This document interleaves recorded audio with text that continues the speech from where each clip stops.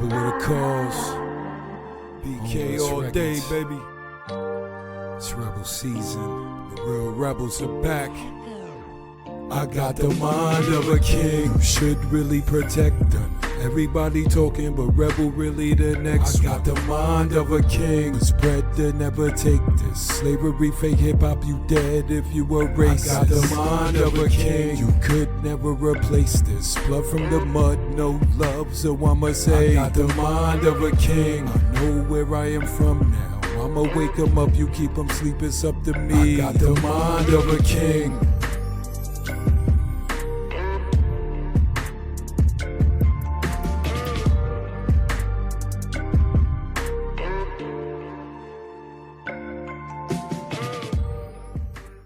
Peace, peace, peace to the family, peace to the family. Black motherfucker power. I'm your host, Rebel with a cause. Why do I kill? And this is Rebels Roundtable. Armor Raw Squad up. Salute the Armor Raw Squad. What up, baby? What's going on, King? I'm just chilling, man. Getting ready for the show Saturday, man. Time ticking, time ticking. Oh, yeah. It'll be a good one, man. Now it's gonna be a good one. How long you think it's gonna last all night?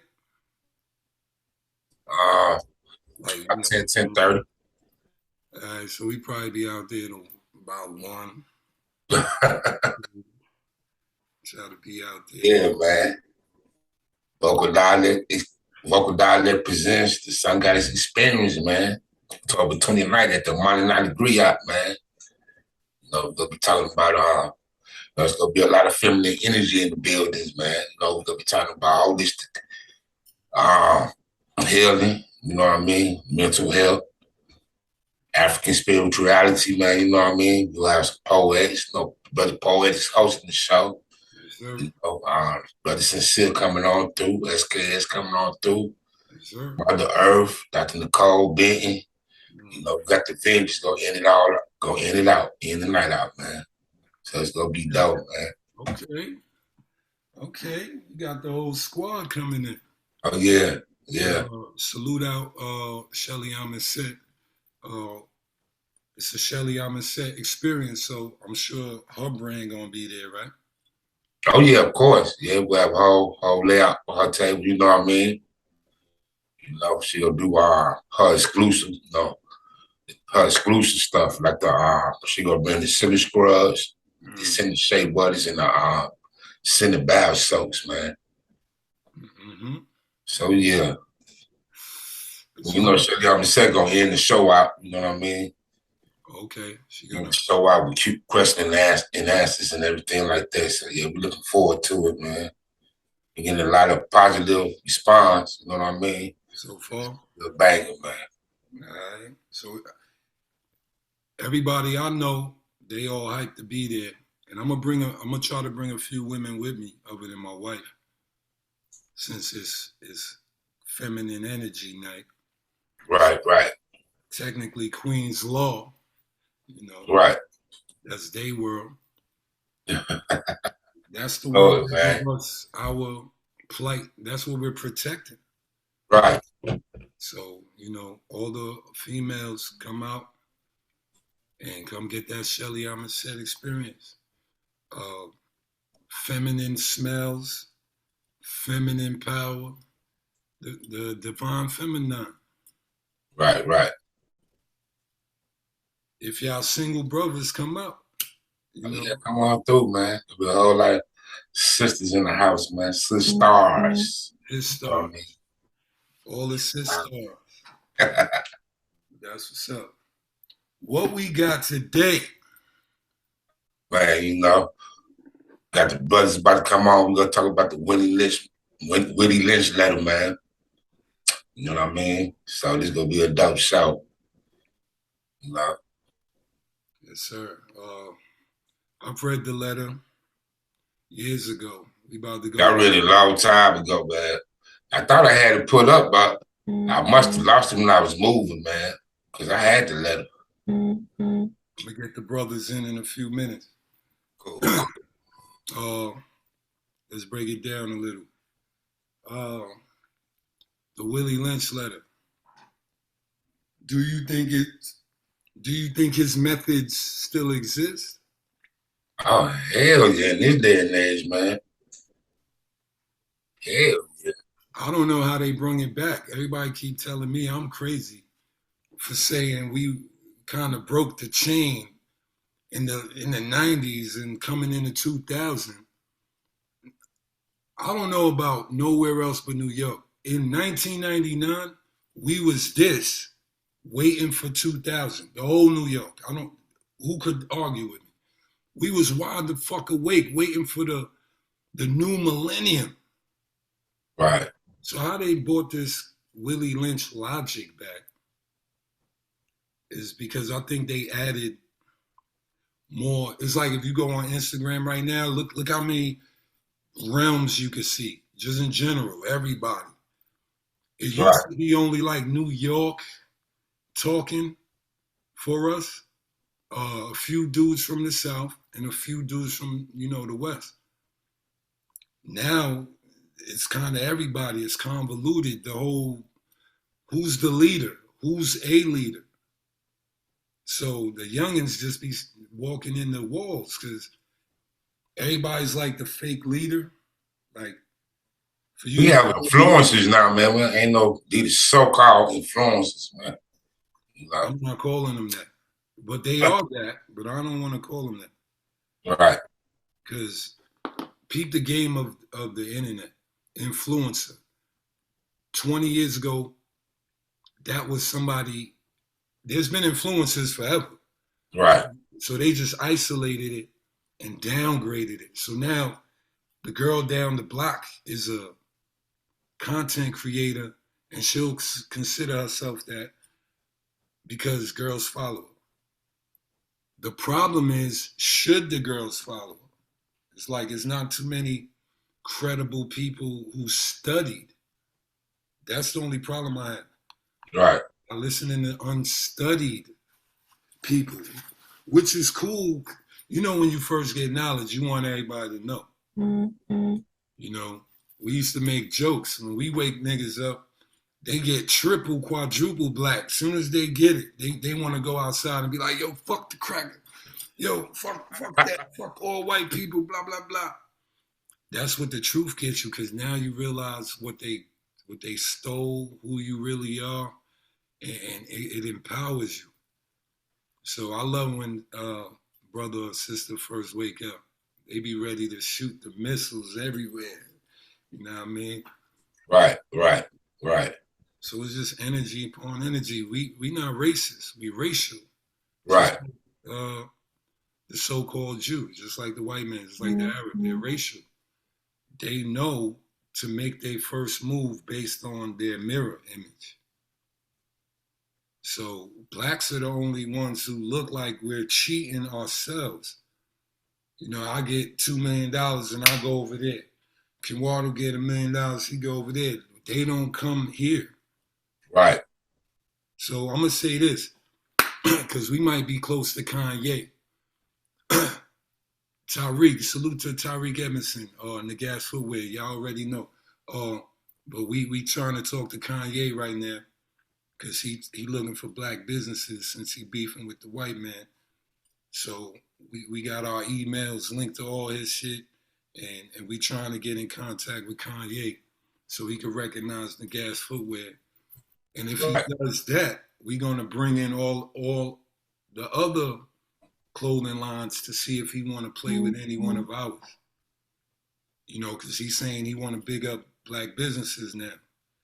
So if he want to be the face, the money behind true black business elevation, come save Nagas Footwear, my G. Fuck Nike, fuck Adidas.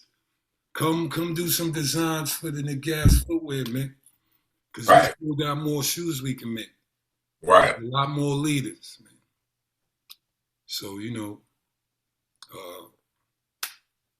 Kanye, and you said you love black people, Ye. Black motherfucking power, let's get it. So that'll be powerful if Ye get to Atlanta. Woo. Hey, man, Kanye. Hey, Kanye, man, well, Yeah, he's saying he talking what a lot of people won't afraid to talk. Yeah, that's crazy, right? He came back because when he first came out, Ye was black as fuck. College dropout. We had Ye right next to Mos Def, Talib Kweli, The Roots. Yeah, That little conscious circle should have been a group. They should have formed. They should have formed Avengers back then. right. So we could have kept Mos, Talib, Black Thought, and Kanye would have made their beats, and then he would have been conscious Kanye. So hey, anytime, come home, brothers. Come home, sisters. But I do think the Willie Lynch logic, I think it's even worse. It is. It's even worse now, man. Because you see a lot of black on black hate now. Yeah, a lot of The woman man beef. I've been watching TikTok while I've been driving around. I'm sitting in little Airbnbs. Salute to Tennessee and Memphis farmers, man. We about to do something big. But right. yo, TikTok gotta go, son. Nah, no. If I was gonna destroy an entity right now out of Instagram, Facebook, all of that, I'm killing TikTok. TikTok is a breeding ground for this new age mind frame, yo. That shit got black women all over it saying they don't need men. White women all over it bringing in the feminine, that fucking dyke shit. And it's predicated for it. So if you go on, it's over and over and over and over and over. I'm like, yo, this is worse than Instagram, my nigga. So I don't know, man. TikTok gotta go. Yo, Trump, come win in 24 and kill TikTok like you was trying to do before. Right, right. Because I don't want to hear that shit. I'm triple black motherfucking power. This rebel with a cause, man. NYRBG. Make America great again, economically. Because people missed the whole point. He was trying to say, we not buying from China no more. So I'm going to force all those companies to come back to America. And that's what would have made America great again. We'd have been in control of the industrial industry, the machines. So right. now, KENWARDO don't work for the city. He worked for fucking North Face, Sony, Apple. Bring them back. Fuck out of here. Bring all that stuff back to America. We gonna benefit, my niggas. They can't stop us from getting in. So bring that big money back. Right. That's all we saying, man. And that's all he was saying. And they white power, don't get it wrong.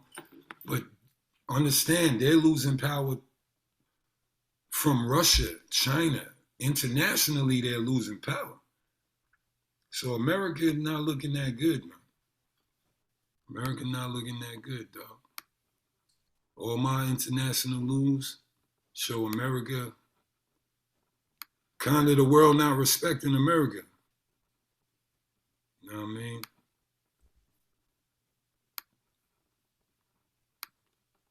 Because they know, they watch TikTok. They know what our minds is on. Salakia. They know what most people minds is on. You know what I'm saying? So Willie Lynch, you're talking about how to control a black mind. So did anybody, because that was back then, a few years ago, a few hundred years ago. You don't think white men, just in general, tried to pin a more control since that worked? Look how TV rock. Look how TV teach. The scenario of perception, showing you happy negatives. So the black woman's always alone, right? But the video look happy. The community look happy, right? Yeah, you're right. So that feeds, it's just like us, Mom G. When we see a message, okay, they got Deion Sanders in the Cadillac. It make it feel like it's a black man's Cadillac because we got the commercial. Right. So they market into the women crazy. Plus, they spend the most money single, because when they in a couple, it's more rational spending. So it's no different. It's like you a single woman. So you buy the jacket, you buy the $200 jacket. You go out, you spending money. Right. So you valuable to the economy. I don't need you with a boyfriend or a husband. I need you to spend that money. Right. So they don't want us to control the women based on, see, this is racial shit. How are we going to sit at the round table at the UN and we don't control our women? Right. And I don't mean dominant control like a fucking slave master. What part of Earth isn't the man talking to the other men about the happenings? There, of course, there's women in the mix, but if I just seen a black girl crying because she thought she was gonna go to Ukraine war and she's in the military. Oh yeah. Shorty, you shouldn't be in that car. Right. You know what I'm saying? It should be, technically you're not built for that. Right? So right. It was sad to watch because I'm thinking to myself, you ain't know you kind of signed up for the military? And it was the first day of the Ukraine war. So America was prepping almost for, you know, for us to go to Ukraine to actually have soldiers. So she thought they was going to send her out. And all that's messed up. So I was like, look at this. If I was in Russia, I see shit like that. Look, they soldiers don't even want to go to fight. Fuck out of here. They want to go on Instagram. Trust me, the rest of the world don't respect America, my nigga. You can't look at this shit. The requirements to get in the army or the military lowered. Everybody watching this, go after this or whenever, go look up men versus women in sports. A lot of those clips is what the army does normally. You know, they do, you know, kind of jousting events because they all in the army or military. So they be fighting men versus girls like in the ring and shit. You watching all them women get mollywopped. The MMA just had a fight with a guy and a girl. Oh yeah? Yeah, my nigga, this is damn, for real? Spousal abuse, my nigga. God damn, when this happened? A few weeks ago. But if you put in men versus women in sports, you'll see the compilation and all that. Ah, hell nah. Yeah, that's cold-blooded, man. Yo, picture yourself fighting a regular lady. I know, right? Not even like, you know, a girl who know jiu-jitsu or Taibo or nothing. She just box a little. The men is just standing there knowing that her hits ain't gonna hurt. And they like this, bam, bam, bam, bam. So I'm like, that don't tell y'all we shouldn't be kind of in the same sport together. Let's not fuck up the natural balance. I don't think my daughter should be playing volleyball against this other senior male team.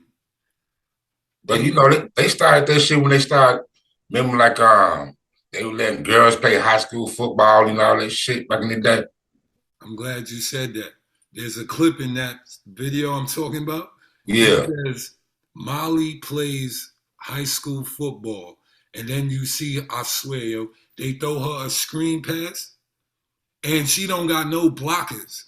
So they throw the little girl the screen pass and she playing with like, it gotta be varsity because the way the dude hit her, that shit was crazy, son.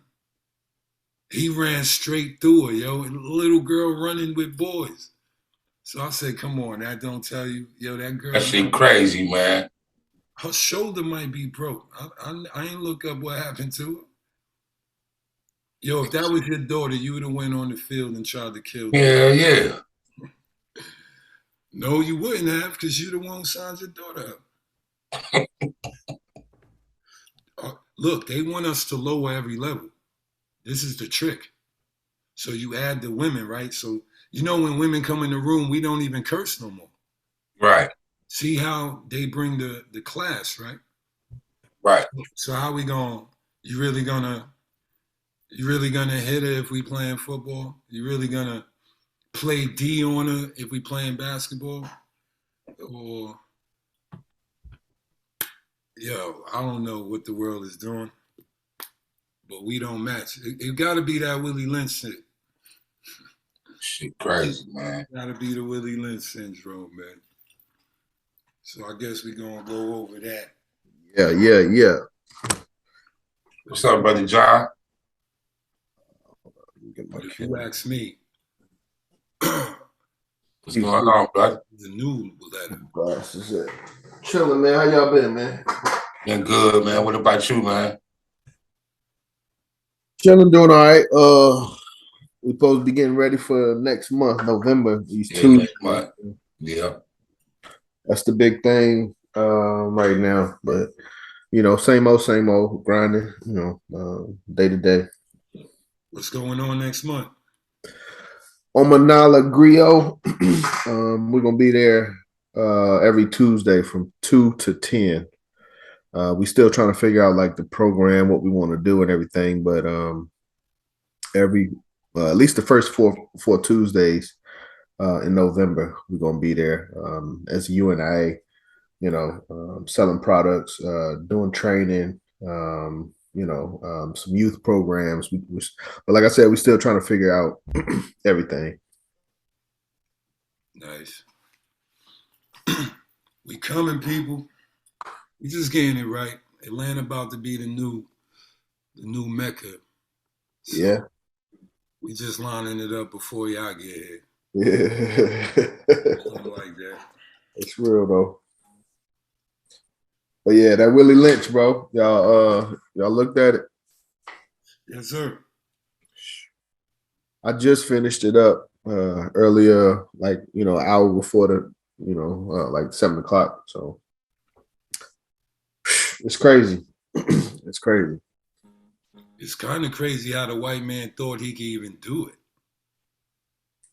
Like, What you mean? Thought that he could do it? Talk to me. It's like, yo, I know some magic. I got some magic theory, some magic theorem that'll lock their brains down for years, and we don't got to worry about their reactionary patterns to our demonic way we treat them. How they did that?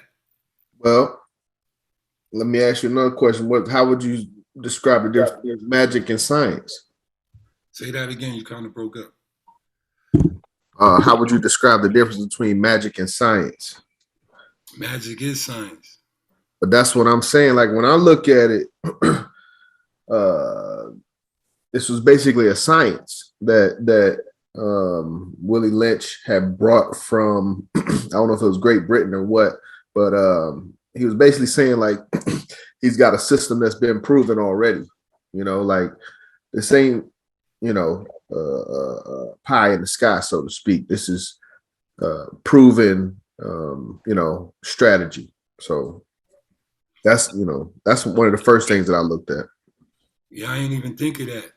They kind of could have practiced this method on a smaller sample size and figured we could multiply it to all of them, because we might have had 20, maybe 50 slaves that we did this to.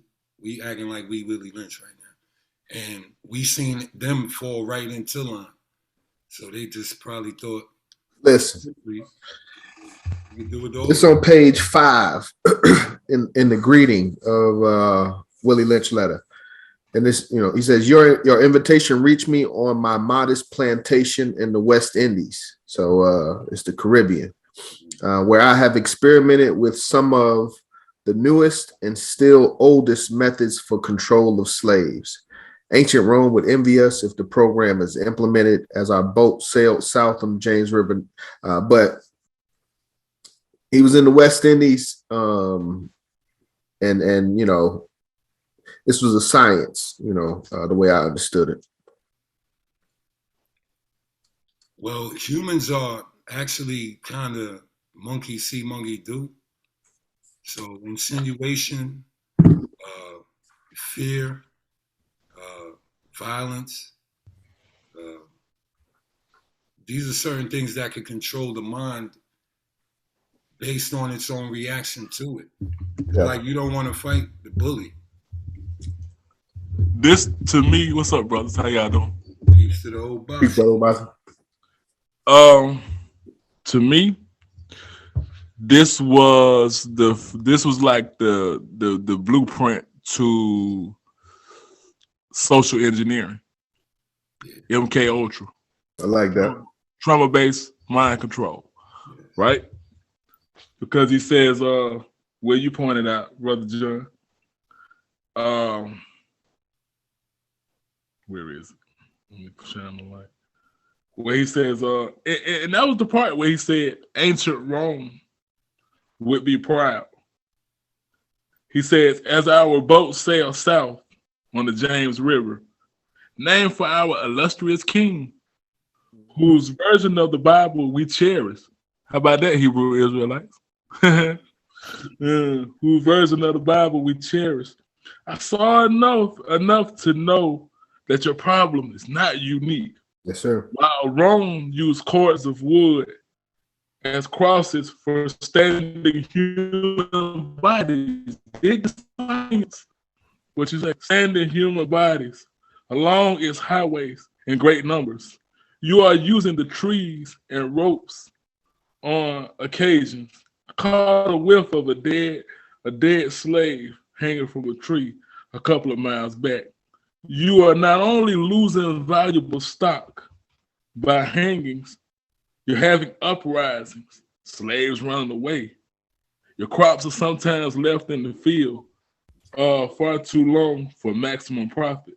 You suffer occasional fires. Your animals are killed.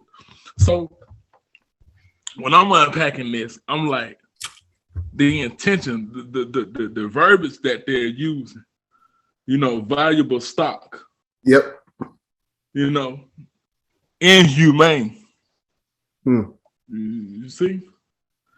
And I think, and in my opinion, I think that's what we really have to unpack, the mind of this devil. See, when we call him a devil, I think we kind of intellectualize it. We go back to reminiscence of Elijah Muhammad. Shout out to Elijah Muhammad for that. The devil's naming it properly.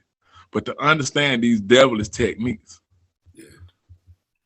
Well, listen. You touched on something, Brother Obasi, towards the end, and that's very important. It's the reasoning for why they wanted to implement this system, and you touched on it a little bit, but economics, profitability, getting the maximum profit, not losing any valuable stock. So the reasons for this mind control. This system that we live under that keeps us divided, the foundation is based on economic benefit, and we have to understand when you look at the economy of America now, it's still doing well, and I would argue it's better than it could have been imagined back at that time. But what is still driving that? And I would have to argue that this philosophy is still promoting, economic benefit for what we consider to be our oppressors. Y'all talking about economy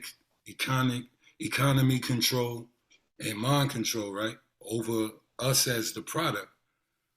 So look how he talk. Gentlemen, you know what your problems are. I do not need to elaborate.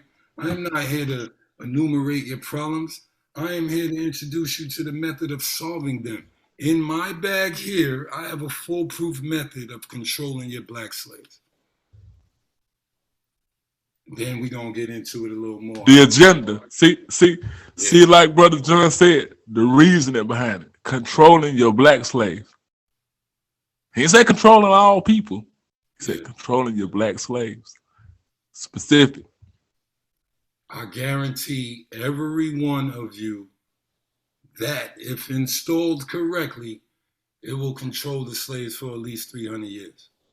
Beast. Wow. My method is simple, dog. My method is simple. Any member of your family or your overseer can use it. Anybody. So we're gonna spread it throughout. We're gonna teach anybody. And like you said, as we get down into the making of the slave, they really get into the ballistics. Yeah. Keep going. We turn this light off, Paul. My bad, my mic muted. This book was hard to read towards the end, though. You know, just comparing it to what's going on today and the focus that they put on the women. You know, the fact they basically took the. I mean, that's later on. You know, but yeah, I didn't like that. Whew, that was tough for me. Yeah. Oh, I think as we get into that part, I want to dig into that too, Brother John. As we get into the intentionality of the woman, and we see how it affects us today, but we don't want to put the cart before the horse. Yeah. Where we at? I mean, yeah. What's going on, Brother Knowledge? Greetings, man. Peace and power. How y'all doing tonight? Peace. Go. Up, Brother Knowledge. What's going on, man? I see y'all getting into it, man. Oh, yeah. What's on you? Serious. Where we at? But I mean, we talked about the reasonings for it, economics.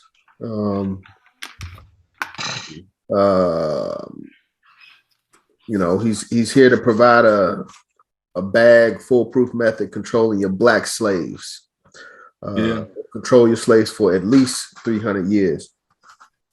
And this is where we get into the actual method.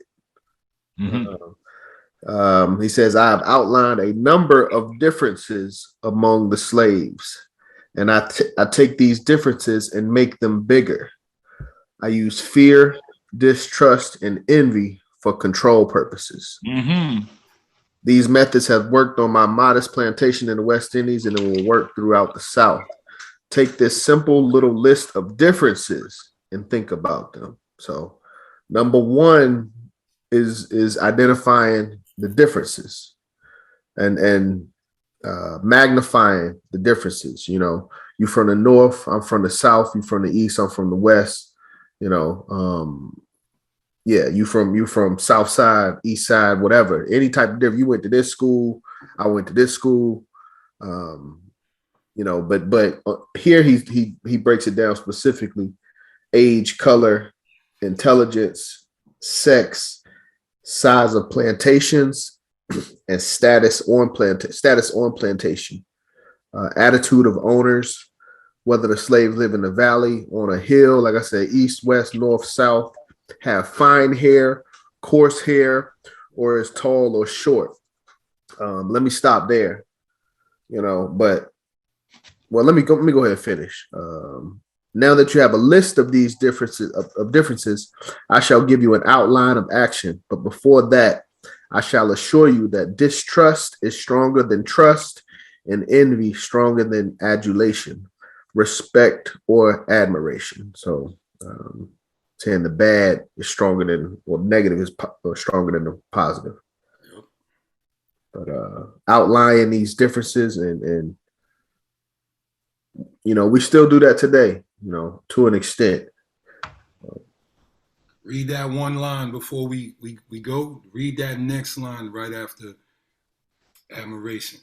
The black adulation, respect, and admiration. Yeah. What's after that? The black slaves, after receiving this indoctrination, shall carry on and will become self-refueling and self-generating for hundreds of years, maybe thousands. He don't even, and that's where we at now. To me, yes, sir. Yes, sir. He's not even doing it. Hands off. Regenerating it ourselves. So like the interesting thing was that Brother John tapped on. He said, we're still doing it now to a certain extent. So let's just think about the things we've added on, our people have added on. Foundation of Black America. You know, yes, you FBA approved. Feds make it slide. Yeah. What else? Who is that? Ados. Yeah. Yvette Carnell, Antonio Moore. All of these differences. And now here's this is what's really deep about the FBA, that they have the presence of mind to call Africans immigrants. You got Africans calling other Africans immigrants. You're an immigrant. And Tariq Nasheed, shout out to the job brother Taharka Bey is doing on that. He going in. But Tariq Nasheed is really one of the ones that's pushing what you're talking about, Brother John, and that difference where he's the type of Negro that'll talk about your hair, nappy head, your dark skin, and the self-refueling can't even see it because it's entertainment. Mm-hmm. Yeah. There's a few with black Willie Lynches out here. Oh, man. There's a few. It's almost over the letter. Don't forget, you must pitch the old black male slave versus the young black male slave, and the young black male slave against the old black male. You must use the dark skin versus the light skin slave, and then the light skin slave versus the dark skin slave. You must use the female versus the male. Hey, we could really dig into that. Yeah. And the male versus the female. You must also have your white servants and overseers distrust all blacks. Not some, all blacks. It is necessary that your slaves trust and depend on you. He said us. Only us. He said, all right, y'all, us. See? You see? So it's just like, and I talked about that a while when during the pandemic and they came out with the verses. And that went over a lot of folks' head. Because verses put you in opposition of each other. So a lot of times we couldn't even enjoy the good music because it became Brandy versus Monica. It became this versus that. See how slick they can throw it in there on you? Brandy versus Monica. I'm team this person. We doing it a lot this week.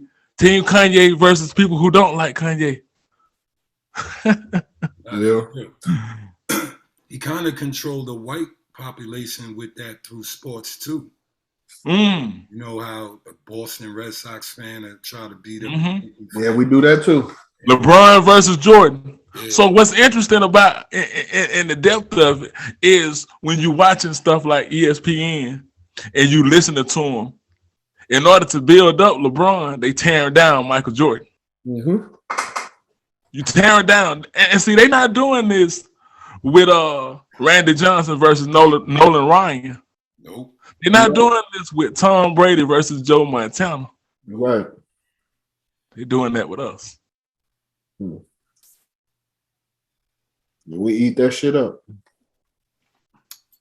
Before we go on, and you said we eat that up, do you guys think the majority of black minds fight this invisible hand just in their own lives? Do y'all think that? I do. Yeah, we do, because we don't have no unity with each other. You said we fight it or we accept it? Well, yeah, fighting is accepting in the same angle. Do you think most of us just accept it or go along with it? Right. Because we're scared to fight it. That's what I wanted to get to. You know, like when they say, tranny bathrooms in your kid's school. Right. We don't see a lot of black people kind of going against that. They kind of like, okay, the LG, whatever. Yeah.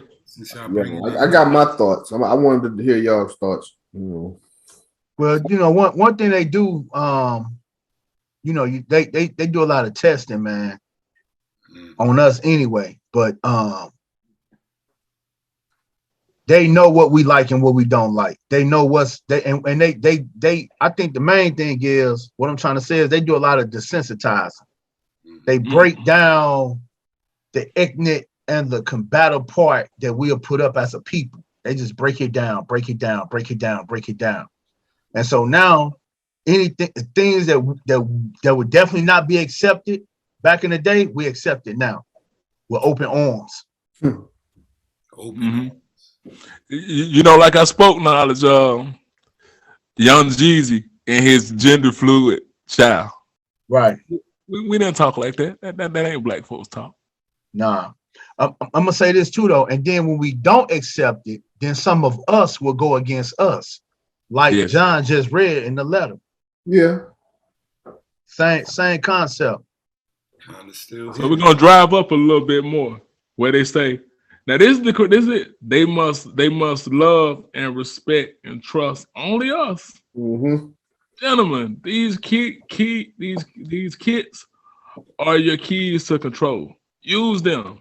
Have your wives and your children use them.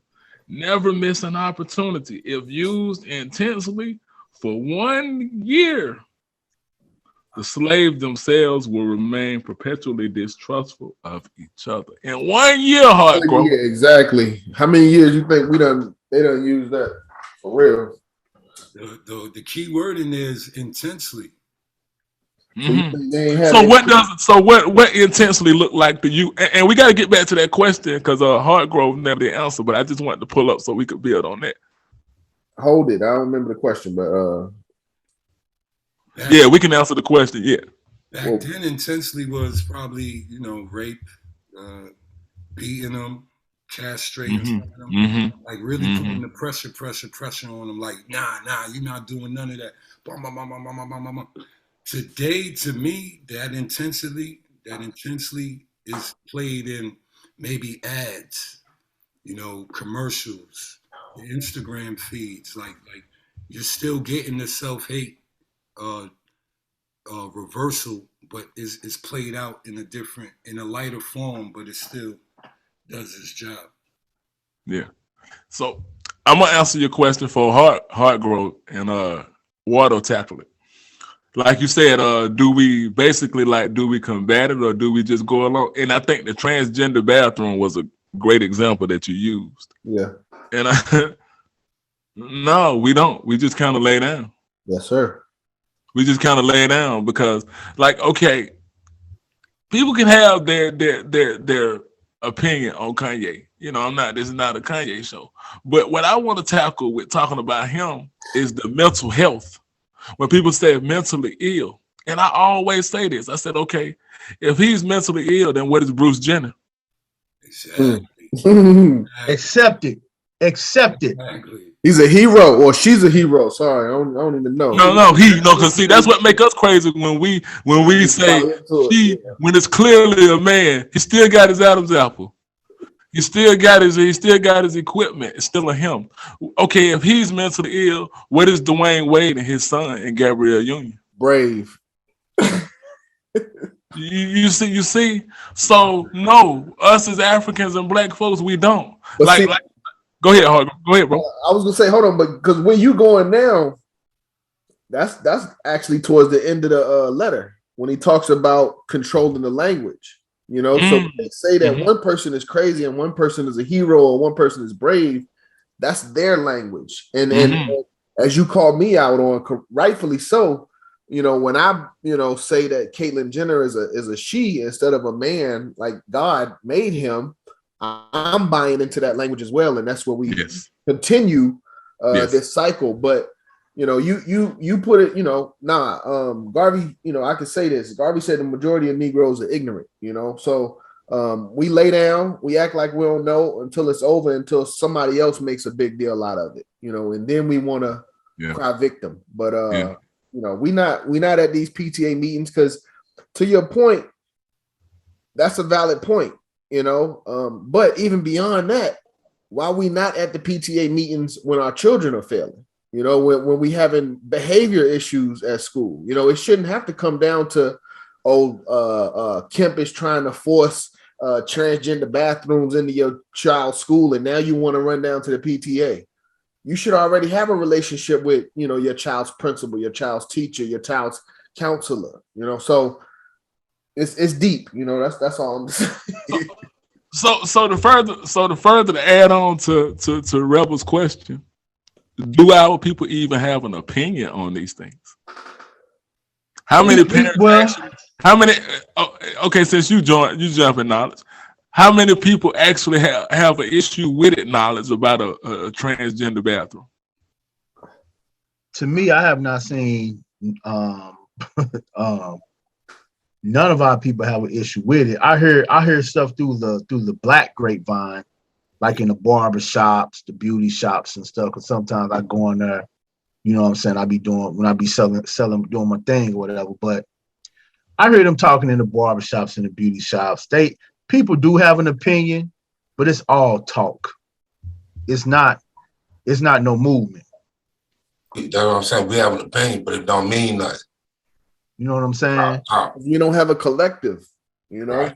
Everything is just about, you know, people are willing to accept what's best for their child, you know. So if them accepting this, you know, gets their school a grant to where their child can have a new basketball, you know, court or a football field, they may go along with it, you know. And that's the position that our people are in, because as the text even said, you know, as a community, our women are vulnerable, you know, and they are the first teachers. They are the you know, progenitors of civilization. So with them being vulnerable and with them in a psychologically fear position, they're just thinking about survival of their children and doing whatever, you know, whatever is best in this society such that they can, you know, survive. Mm-hmm.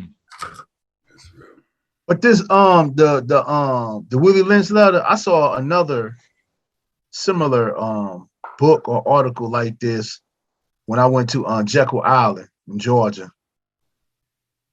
That's it's a similar letter like this Willie Lynch letter as well too. You know the name? You know, and I've seen a lot of arguments argue about, is this real? You know, there was even a while back it said a black man wrote it. So I don't get into the conversation of is it real. I get in the conversation of is it working? Yes, sir. Is it valid? Yes, sir. I like that. Well, you know, because that's what we do. We get into the whole thing of is it real? Is it fake? Well, it ain't really real. Such and such wrote it. I don't care if Don Cornelius wrote it. Right. It's happening. Are we divided as a people based on race, color, skin, sex, religion, as north, south, east, west? But you know what's really was crazy when he says let's make a slave. He says it was the interest and business of slaveholders to study human nature, science, and the slave nature in particular. Yeah, to you and Rebel's point, with a view to practical results. I and many of them attained astonishing proficiency in this direction. They had to deal not with earthwood and stone, but with men, and by every regard they had for their own safety and prosperity, they needed to know this material on which they were to work. It's crazy right here. Yes, conscious of injustice and wrong, they were every hour perpetuating and knowing what they themselves would do. Yes, sir. Were they victims of such wrongs? They were constantly looking for the first signs of a dreaded retribution. They watched, therefore, with skilled and practiced eyes, and learned to read with great accuracy. The state of the mind and hearts of the slaves. Through his sable face, usual sobriety, apparent abstraction, sulliness, and indifference. Indeed, any mood out of the common was afforded grounds for suspicion, and inquiry. So this Oh, stop. Huh? Stop right there. Yeah. Oh man. See, that right there is the cause of like when you got into history and you start to look at things of you looking at me too long, you know, because they knew, you know. So this is the thing why always keeping us in fear, because they said like they let the intentions be known. You know, he said, gentlemen, you're having revolts and uprisings. Mm-hmm. So we got to stop these uprisings. Mm-hmm. So this is like when they would say looking menacing at a white woman.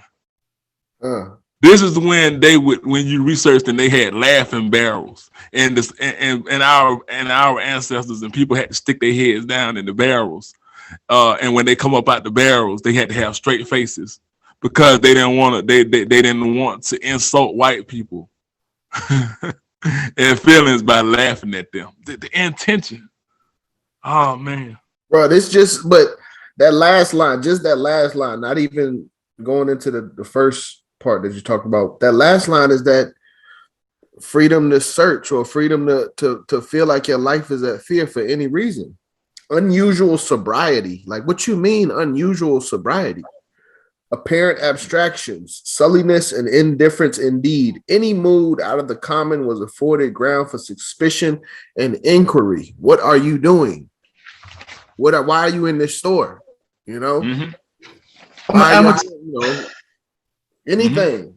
We pulling you over because you look suspicious. You fit the description. Hey, that's the same thing today with the police. Huh? Bro.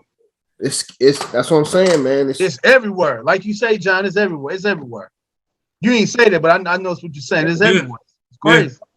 Yeah. But that's the scary part about reading it is you know, as you just read, all of this was planned, known, understood, and intended. You know, and when you're talking about, you know, the social media and the things that are attracted to us or we attract, we're just the side effects of this system. You know, we're in that refueling stage, you know, so it's not about the slave master being out there with the whip. You know, it's about, you know, what did Kanye say on Drink Champs, you know? Mm-hmm. So we confusing ourselves at this point.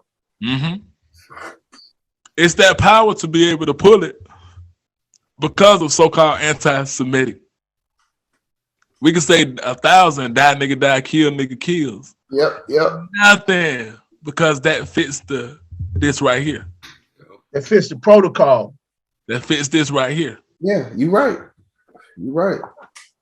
But if you say anything about them people. But the moment you say what LeBron did when he said, he was lip syncing 21 Savage words, and he said, we've been getting that Jewish money. He had to go on an apology tour.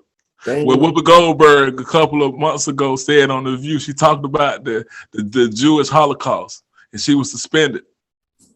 When Nick Cannon got it twisted when he had Professor Griff on his show, and he wanted to talk about that crazy, he had to go on an apology tour and get on his knees. Yeah, he had to beg for forgiveness to get wild out. That nigga died. Oh, the slave trade never even happened, says Dan Calloway. Yeah. You got rappers that saying, no, slaves never. Come on. But listen, hold on, Obasi, you're going too far. Because again, I feel like they talk about that later on in the letter. Okay. When they try to highlight the differences of our origin.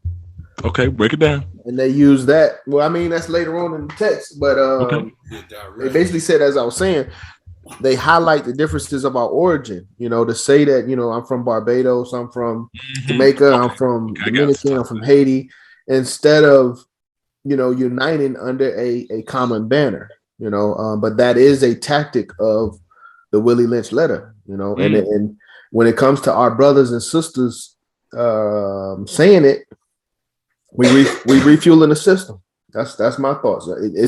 I'm gonna keep coming back to that. Anything that people are doing, because this is when we talk about, you know, people talk about being on code. This is their code. You know what I mean? So I feel like people are more on their code than any type of code that we've professed to define. You know. And what's even more real about what you said, Brother John, they don't even break their code. No. They've never broken their code. Well, they eliminate those who fuck up their code. You know, They like do. kind of kill Willie Fingers because he fuck up. They just go kill him. So we can But still keep moving. but even that, bro, killing Willie Fingers. Let's make a slave. You know, what do we need? First of all, we need a black nigga man, a pregnant nigga woman, and her baby nigga boy. Second, we will use the same basic principle that we use in breaking a horse. And that's a common parallel that they kept talking about throughout the book, is comparing breaking a nigga to breaking a horse. Combined with some more sustaining factors. What we do with the horse is we break it from one form of life to another. That is, we reduce them from their natural state in nature, whereas nature provides them with the natural capacity to take care of their offspring. We break that natural string of independence from them and thereby create a dependency status so that we may be able to get from them useful production for our business and pleasure. But that's not the one I was talking about. The one I was talking about is the next one. For fear that our let me see, let me make sure. Nigga horse. When you talk about tearing a man apart. Cardinal principles of making a Negro. You got it? For fear of our future generations. That's where you at? The part you looking for, bro? The part where he talked about tearing a man apart. I thought that was early. The breaking of the African woman. No, that's up here in the man. That is in the part where he says, completely breaking the female horse until she becomes very gentle. You see that part? No, where that's at? Your page is different from mine, but it's in the breaking process of that. Cardinal principles, or the cardinal or the breaking process of the African woman. Which one is? Or is it? Well, let's go from there. We got to run into it. But I was trying to say, like, they use certain public killings, you know, like Malcolm, like Martin Luther King, to instill fear in the next generation of male leaders, male protectors, you know. So when it comes to, you know, things happening to so-called leaders, I think that's just a continuation of that. You know, they're trying to make sure whoever's thinking about being that guy or that person don't even think about it. You know, this what's gonna happen to you. We still here, bitch. That's rebel talking. So we gonna keep. But build where you was about to build, John. Out of the I had to find it in the book, man. For fear. Y'all might be. Everybody got probably a different version, but the same version. Nah, we've been. Mine is just printed out different. Wait, but yeah, these are the cardinal principles. Here you go. It's in the back. It's right before the breaking process of the African woman. It says, when it comes to breaking the uncivilized nigga, because it talks about us in the beginning, it talks about quote unquote niggas being civilized, and they had to change that process. They had to break that process. But here it says, when it comes to breaking the uncivilized nigga, use the same process, but vary the degree and step up the pressure so as to do a complete reversal of the mind. Take the meanest and most restless nigger, strip him of his clothes in front of the remaining male niggers, the female and the nigger infant. Tar and feather him. Tie each leg to a different horse faced in opposite directions. Set him afire and beat both horses to pull them apart in front of the remaining niggas. The next step is to take a bullwhip and beat the remaining nigger males to the point of death in front of the female and the infant. Don't kill him, but put the fear of God in him, for he can be useful for future breeding. So when we look at the 60s, you know, the death of Martin, the death of Malcolm, and then, you know, the images of Selma and the dogs and the water hose, that goes right in line with, you know, what I'm reading. You know, they kill the leaders and then they beat the shit out of, you know, anybody that's around, you know, just to set the example and make that image for the next generation. Like, you know, this is what you got to look forward to if this is something you're trying to do. it's fear that holds the people back, right? So we take Shaq, we pull him halfway apart, and we all know Shaq is the strongest one. Yes, sir. So now, if they could do that to Shaq, Yes, sir. they could do that to any one of us. That's the whole generation gone on fear. Yo. But I want to reverse up to a little bit from where you was, Hargrove. Go ahead. Where he says, above all, you cannot get them to work in this natural state. Hence, both the horse and the nigger must be broken. Mm-hmm. That is, breaking them from one form of mental life to another. Keep the body, take the mind. In other words, break the will to resist. So what is that? You know, okay, what you was reading too when you were saying, okay, Hargrove, when you were saying like when they took our examples, when they took all of our examples. So what did that sound like to the people, let's say to the people of the 60s, 65, 66? Man, you're going to get us in trouble with all that talking, man. Yes, now, why you got to, for the ones that's even thinking about it, for the voices that's even thinking about it, the too strong voice, man, you're going to get us in trouble, man. See, that's why, man, because we mess up the money. Go ahead, just resist, man. You ain't going to be able to make no change, no way. That's that scared nigga slave talking. You know, and one slave that I think of, one celebrity slave, was with, no matter how people agree with her or not, was when Monique was on Steve Harvey's show. Oh, yeah. And he started berating and chastising her. But if people go back and listen to what he said, he sounds just like what I just described when I was speaking. Oh, yeah. He said, you just can't be yourself out here in public. Right. He said, it's about the money game. He talks about her husband Sydney. He said, all that flexing Sydney doing, you can't do it. That's the nigga slave scared. Uncle Ruckus. Yes, sir. That's the pure Uncle Ruckus. I thank God for the white man every morning. But that's that survival, you know, that's that it happened in, you know, the terrible things happened in front of their mothers and they were raised this way. Yep. And then they teach their sons. That's when your mother say, boy, put that down. Don't jump on that. Don't do that. Yeah.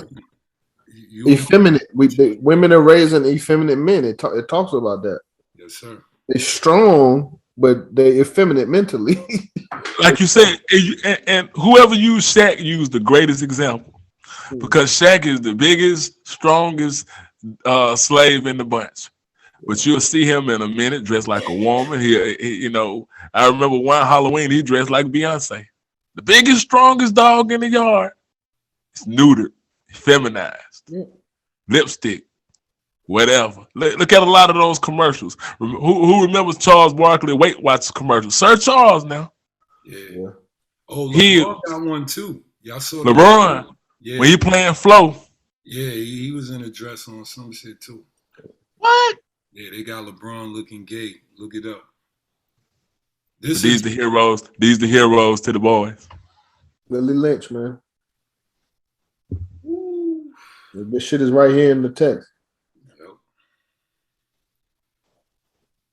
All right. They say when he say, and you touched on that, don't kill him, but put the fear of God in him. Now you already done told you who God he putting in you. Mm-hmm. The fear of God in him, for he can be useful for future breeding. Just need a sperm. Yep.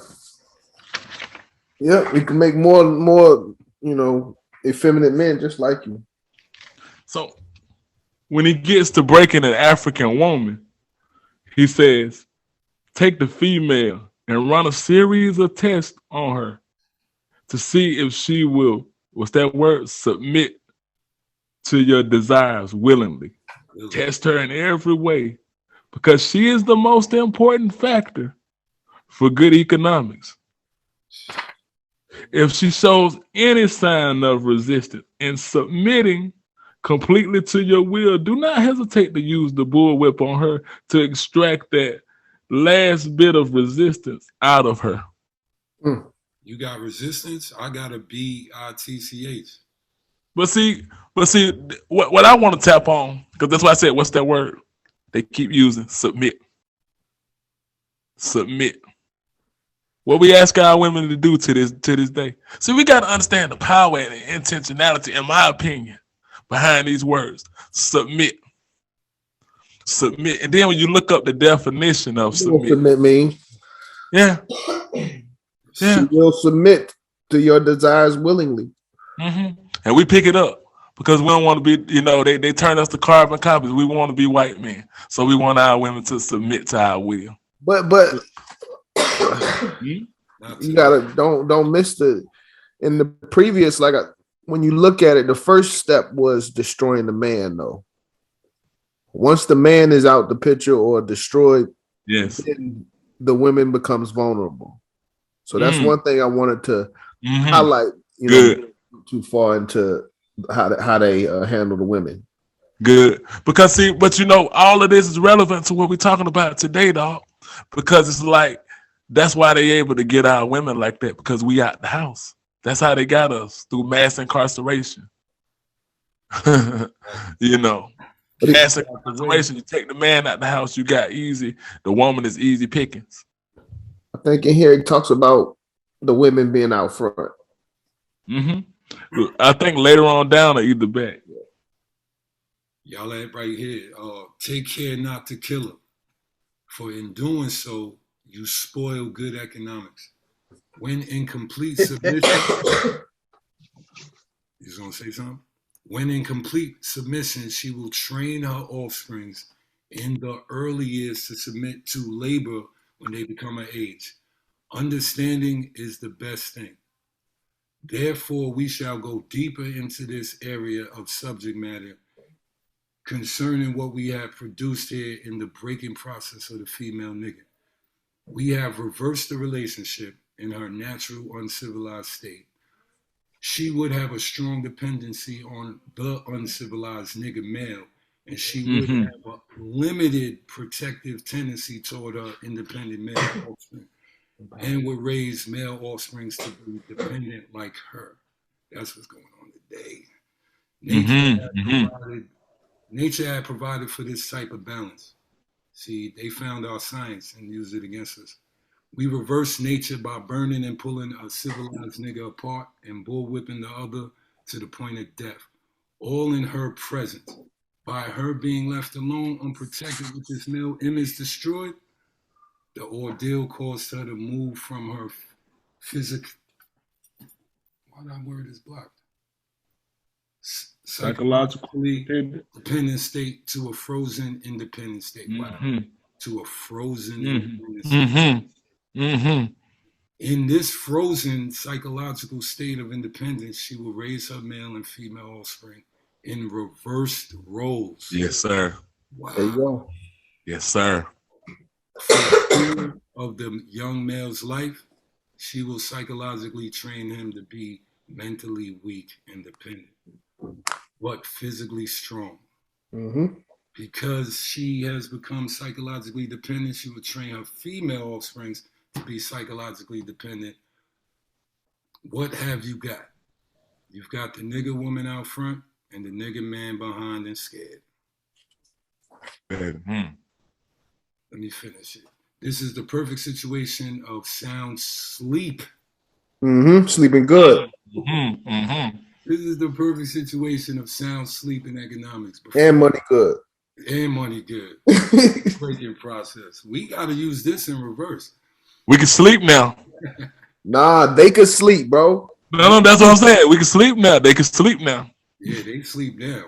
They can sleep and money is good, just because we doing it ourselves once the system starts going. We had to be alertly on guard at all times. Now, we can sleep soundly, for out of frozen fear, his woman stands guard for us. He cannot get past the early slave molding process. He is a good tool, now ready to be tied to a horse at a tender age. By the time a nigga boy reaches the age of 16, he is soundly broken. Done. In and ready for a long life of sound and efficient work in the reproduction of a unit of labor force. The working nigga. Work and make babies. Yeah. Yep. Continually through the breaking of the uncivilized savage niggas by throwing the nigga female savage into a frozen psychological state of independence, by killing the protective male image, and by creating a submissive dependent mind of the nigga male slave, we have created a orbiting cycle that turns on its own axis forever. Man, listen at those words, man. Hold up, this is the positive part. Unless there's a positive part. Yeah. Unless Rebels Roundtable and all the gods come, right? Unless a phenomenon occurs and reshifts the position of the male and female slaves, we show that was the Garvey. Yeah, and that's we trying, bro. Somebody, you know, we gotta do something. We show what at least they said they showing us. There's still a weak spot. We show what we mean by example. Take the case of the 2 economic slave units and examine them close. Economics.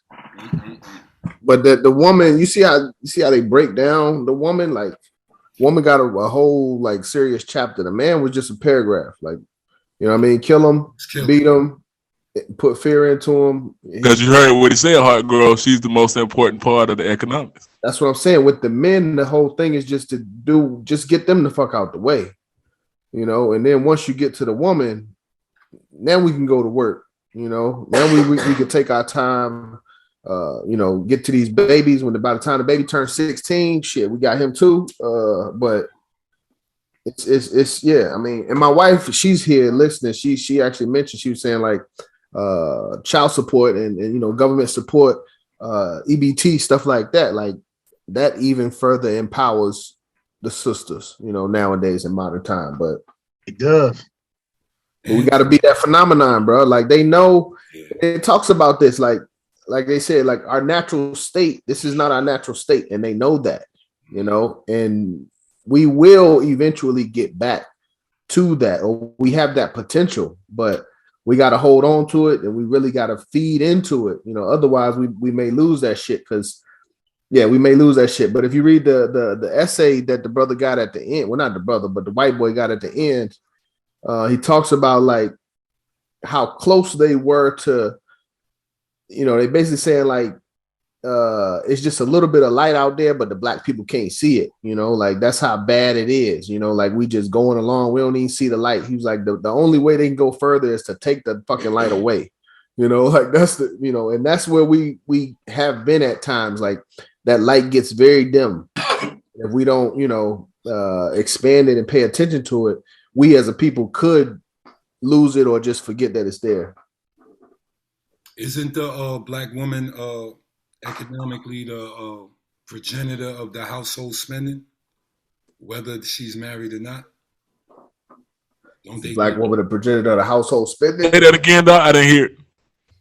Don't the black woman control the spending in the household? Just in general, without any of this Willie Lynch, just today. I would say yeah. Yeah, to an extent, yeah. Okay, so the money allocated today, don't they have better jobs?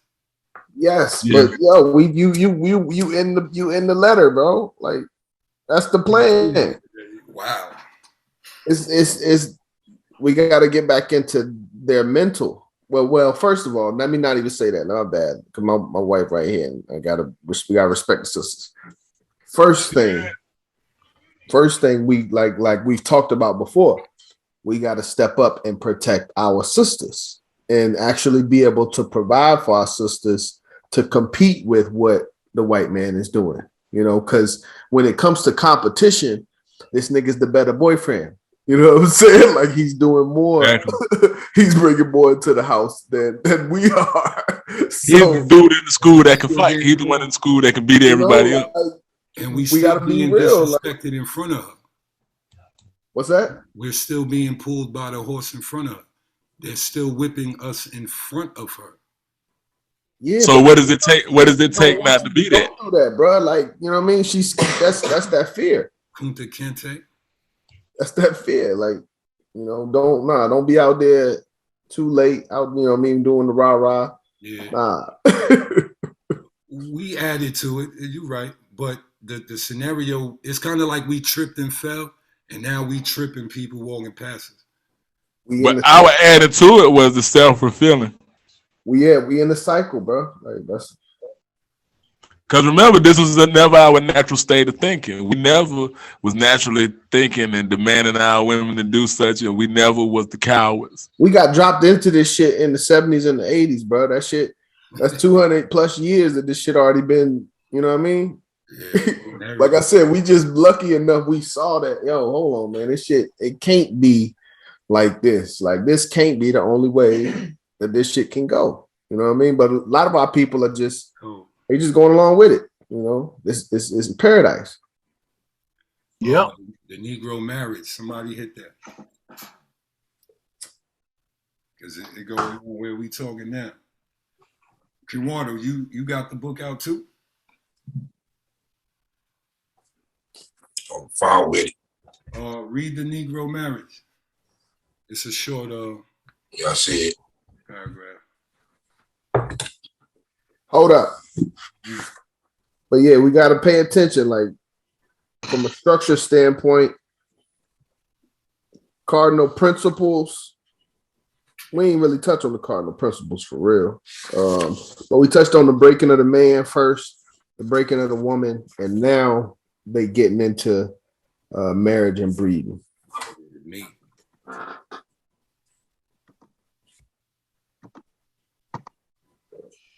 What you wanna get into that, or you want me to read you got it, the Negro marriage. You got it. Okay. All right, cool. We breed 2 nigger males with 2 nigger females.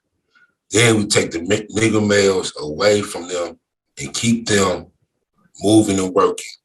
1 nigger female bears a nigger female and the other bears a nigger male. Both nigger female influence other nigger male. That shit tripped out. Frozen with an independent psychology with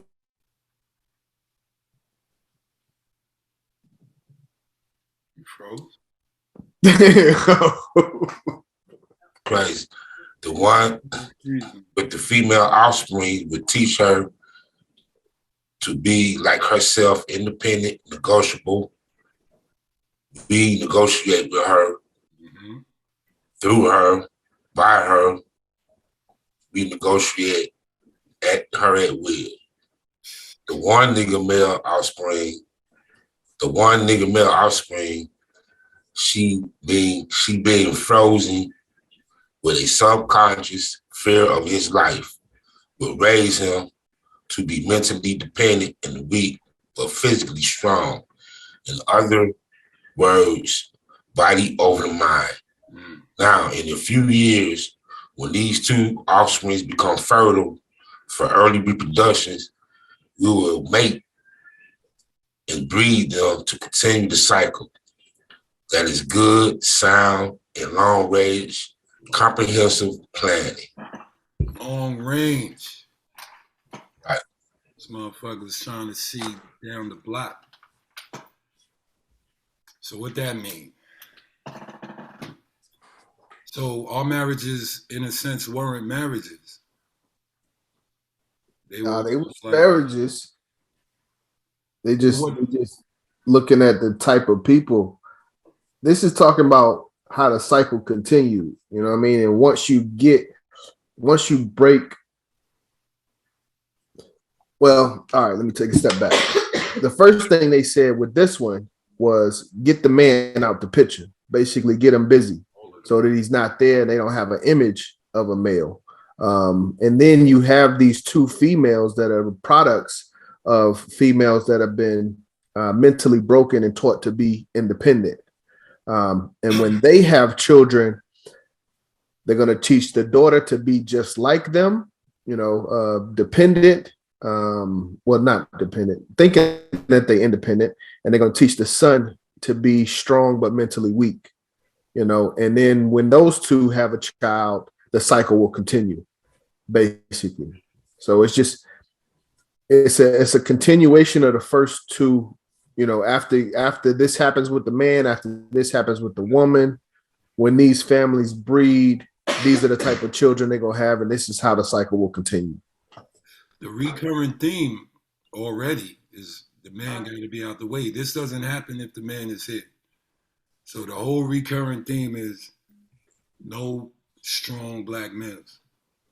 Listen, my thing is, the way I look at it, I say this book was written in the 1700s, but let's say they started doing it in the 1800s, and we give 40 years per generation. So 1800s, that's when they breaking the male, breaking the female. 1840, that's when those children, you know, are growing up, becoming grown, having their own children, but they would be the fearful ones, and they're having fearful children. 1880, another batch of children. That's the third generation. 1920 is fourth generation. 1960, fifth generation, and now 2000 is the sixth generation. So that's how deep into this we could be. You know what I mean? So we got to actually look back at our families, you know, the ideologies we have, and actually consider how deep into this we already are. You know, that's what I get from that part. I want to back up a little second, Hargrove, to where, because you did bring out something when you said the cardinal principles, and I knew it was something I was where it says a brief discourse and offspring development will shed light on the key to sound economic principles. This right here, pay little attention to the generation of original breaking, but concentrate on future generations. There it is. There it is. You just got to get going. Okay, so like what you said, okay, go back to what you said. You said, okay, if it was in the 1700s, let's just say it started in the 1800s. Well, let's just say, okay, let's pay attention to our generation and what they did to us. We were the offspring. Some of, you know, our generations where they got us was like the crack era. Hold on. Let me ask one question. How many of us had a father in the house? I didn't. Me neither. KENWARDO, you did? Yeah. Rebel, you did? Yes, sir. All right. Knowledge? Yeah, he did. All right. So 3 out of 5. That ain't bad. So that's 3 out of 5. All right. All right. I thought we would be, you know, we partially are the generation of the absent father, but go ahead. Okay. So let's just say that we were the crack generation. So okay, they did everything that they could do with us. They said, okay, we ain't gonna worry about them. We ain't gonna worry about the conditioning of these 80s. So what is the generation what they're doing now? See, what they're doing to them now is so much more sinister because they are controlling their gender. Like we said, go back to that. Well, a boy can be a girl can be a boy. Well, you know, you really don't have to worry about that. And by us not having, like what Rebel broke down in the beginning about this transgender bathroom and this transgender agenda, this is the future generation that they'll never make sure to ever have a masculine, strong man again if we don't do our job. Yes, sir. Facts. They understand the position that they in. You know, like when we talked about it before, we were saying, like, are we in a position as a people where we can, you know, go up or go down? And I was saying we're on a knife edge. Like we could go up or we could drop off the face of the earth. And I think they understand that, and they're, you know, making their play, making their move so that we do forget about, you know, who we are and our purpose on this earth. And we just become consumers and producers for other people. You know, that's their goal. Well, we were their slaves, then servants, right? And then once we got free, we went for a job interview. But we got free to come get the job from them. Kind of been under here a long time. Oh man, this shit crazy. This shit. It's not even halfway done. Oh no. Put it this way, because you know they Masons, right? And you know, don't they have like secret coding that they got from Kemet? Ain't some of that like power they found in the tombs being reversed? Like, do y'all really know what they took from Kemet or what they learned from the indigenous, whatever blacks was here in America? Can some of what we already had be used against us? Put it this way: red, black, and green is our colors, right? Right. Do they sell us bread in a package of red, black, and green bread, just as they know our DNA is attracted to certain shapes, sounds, and colors? You mean like, do they sell us things in the colors of the RBG? Well, in the colors of our historical science, all the way a million years, do they know that triangles make us activate? Yeah, bro. Yes. Even the Because colors. Go ahead, Bossy. no. Well, I'm gonna say this real quick, and I'm gonna get out the way. Because one thing they knew when they took us, they knew to take away the drums. They knew to take away the drums because they knew the drums and the vibrations from the drums put us in a different energy form. So they can have us in drums now, but they gave it to us in the form of Christianity that dilute that energy and confuses the energy. If that makes sense, what I'm saying. Yes, that does make sense. But yeah, all of these colors generally have energy, and they're used in marketing, even beyond, red, black, and green, or specific shapes and things like that. The colors of red and yellow, when you look at, McDonald's, Hardee's, a lot of the fast food restaurants, those colors have been known to promote hunger and things like that. So yeah, they know about, from a marketing standpoint, the essence that certain colors give off in the combination of colors.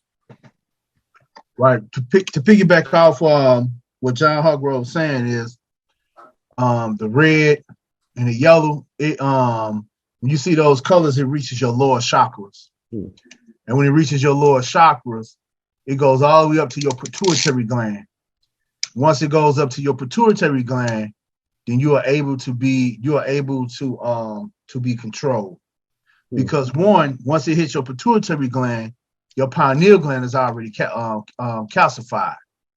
So therefore, you don't have the power to fight it off. You get what I'm saying? And then we got another gland. They don't even know what it does or anything like that. It's called the black gland. But the main part to keeping the black gland from not working is to calcify the pineal gland, and definitely to keep mixing up your pituitary gland. Some people say that black gland is extraterrestrial. It might be. And some scientists say it's not on. Some scientists say it is on. But I do know this, not to get off subject, but they got caps on chromosome number 2, telomere caps on chromosome number 2. And it's been proven that these caps was put on us in the lab. So I don't know who was the person who was doing lab work on us. Ooh, history is beautiful, people. Malcolm X said, history rewards all research. Yes, sir. Yes, sir. That lack of knowledge, man. Where we at with it? We got the warning, possible interloping negatives. Where we at? All right, I'll take it because this one got a positive ending. I like that. Earlier, we talked about the non-economic good of the horse and the nigger in their wild or natural state. We talked out the principle of breaking and tying them together for orderly production. Furthermore, we talked about paying particular attention to the female savage and her offspring for orderly future planning. And then more recently, we stated that by reversing the positions of the male and female savages, we created an orbiting cycle that returns to its own axis forever unless a phenomenon occurred and reshifts position of the male and female savages. Dang, that's crazy. Whew. might have to read that one. What is the dang? Y'all want me to continue? Yeah, keep going. All right. Our experts warned us about the possibility of this phenomenon occurring, for they say that the mind has a strong drive to correct and recorrect itself over a period of time if it can touch some substantial original historical base. And they advised us that the best way to deal with the phenomenon is to shave off the brute's mental history and create a multiplicity of phenomenon of illusions, so that each illusion will twirl in its own orbit, something similar to floating balls in a vacuum. We need to break that down. Yes. Yes. Yo, this shit sound like somebody wrote that shit 4 months ago. Yo, That shit crazy. Yeah. Man, that's what I'm saying. This shit's scary, bro. you know, hey, listen, this I think this is the second book I read, man. The Willie Lynch letter. The first or the it's the second book I read when I came into consciousness and knowledge, man. And you know, Obasi be laughing at me, whatever. But I had a few instances. I ain't gonna say on air what happened, whatever. And you got to one No, time. I'm talking about some other instances.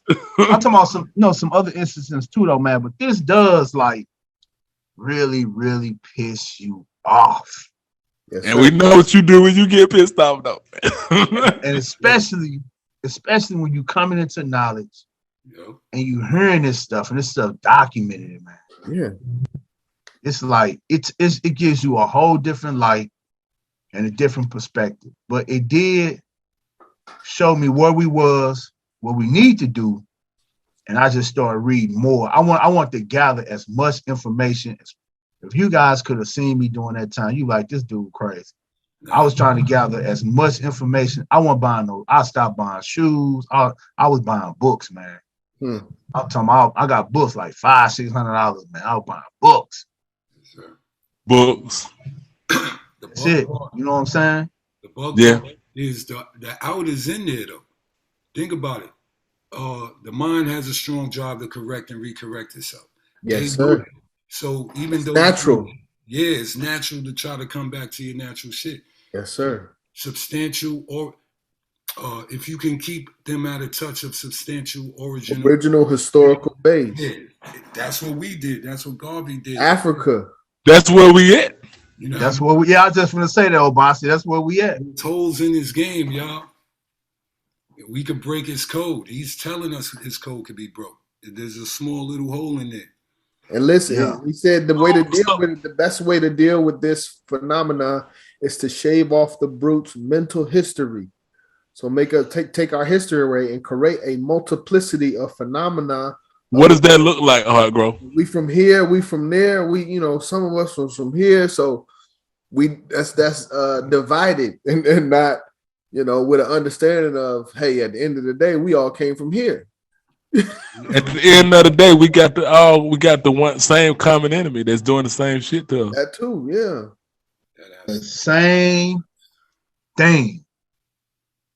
Yes, sir. And you gotta think about it, man. When they rephrase government, like one of the 5 forms of government is anarchy. This part of anarchy, chaos. Yeah. Oh, this straight up anarchy.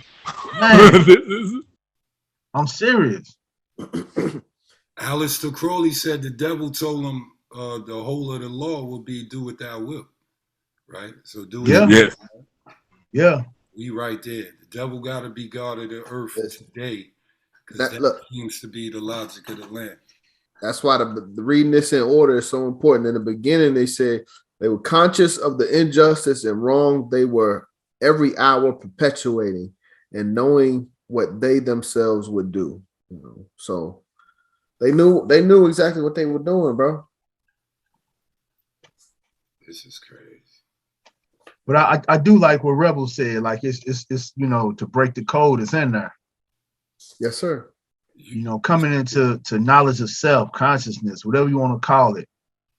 Like I read the Metu Netta, Volume 1. It says knowledge enters the black man mind intuitively. That means if we get to the right spot, we be like, okay, this got to stop. You know what I'm saying? This got to go. But if they keep you on a perpetual hamster wheel of foolery, buffoonery, entertained and with the same bull crap, fighting every day, then we back to the letter. Yeah, that's why they said that's on an axis. It just keeps spinning and rotating and refueling itself. We gotta think about all the elements, man. Media, multi-ethnic destruction in America, maniac European devils in action. Thank you. We gotta think about all this stuff. Calcifying the pineal gland. They know your power. They know you come from. They trying to take your history and make it their history. They calling. They forgot about the Kemetic names for the natural elements that we study as far as nature. You know what I'm saying? And they think we got the animal heads and stuff. It means some zoomorphic negativity, but it's us paying homage to nature itself. Turn that around. Now they got them all these different names, calling them Zeus and all of this crazy stuff, man.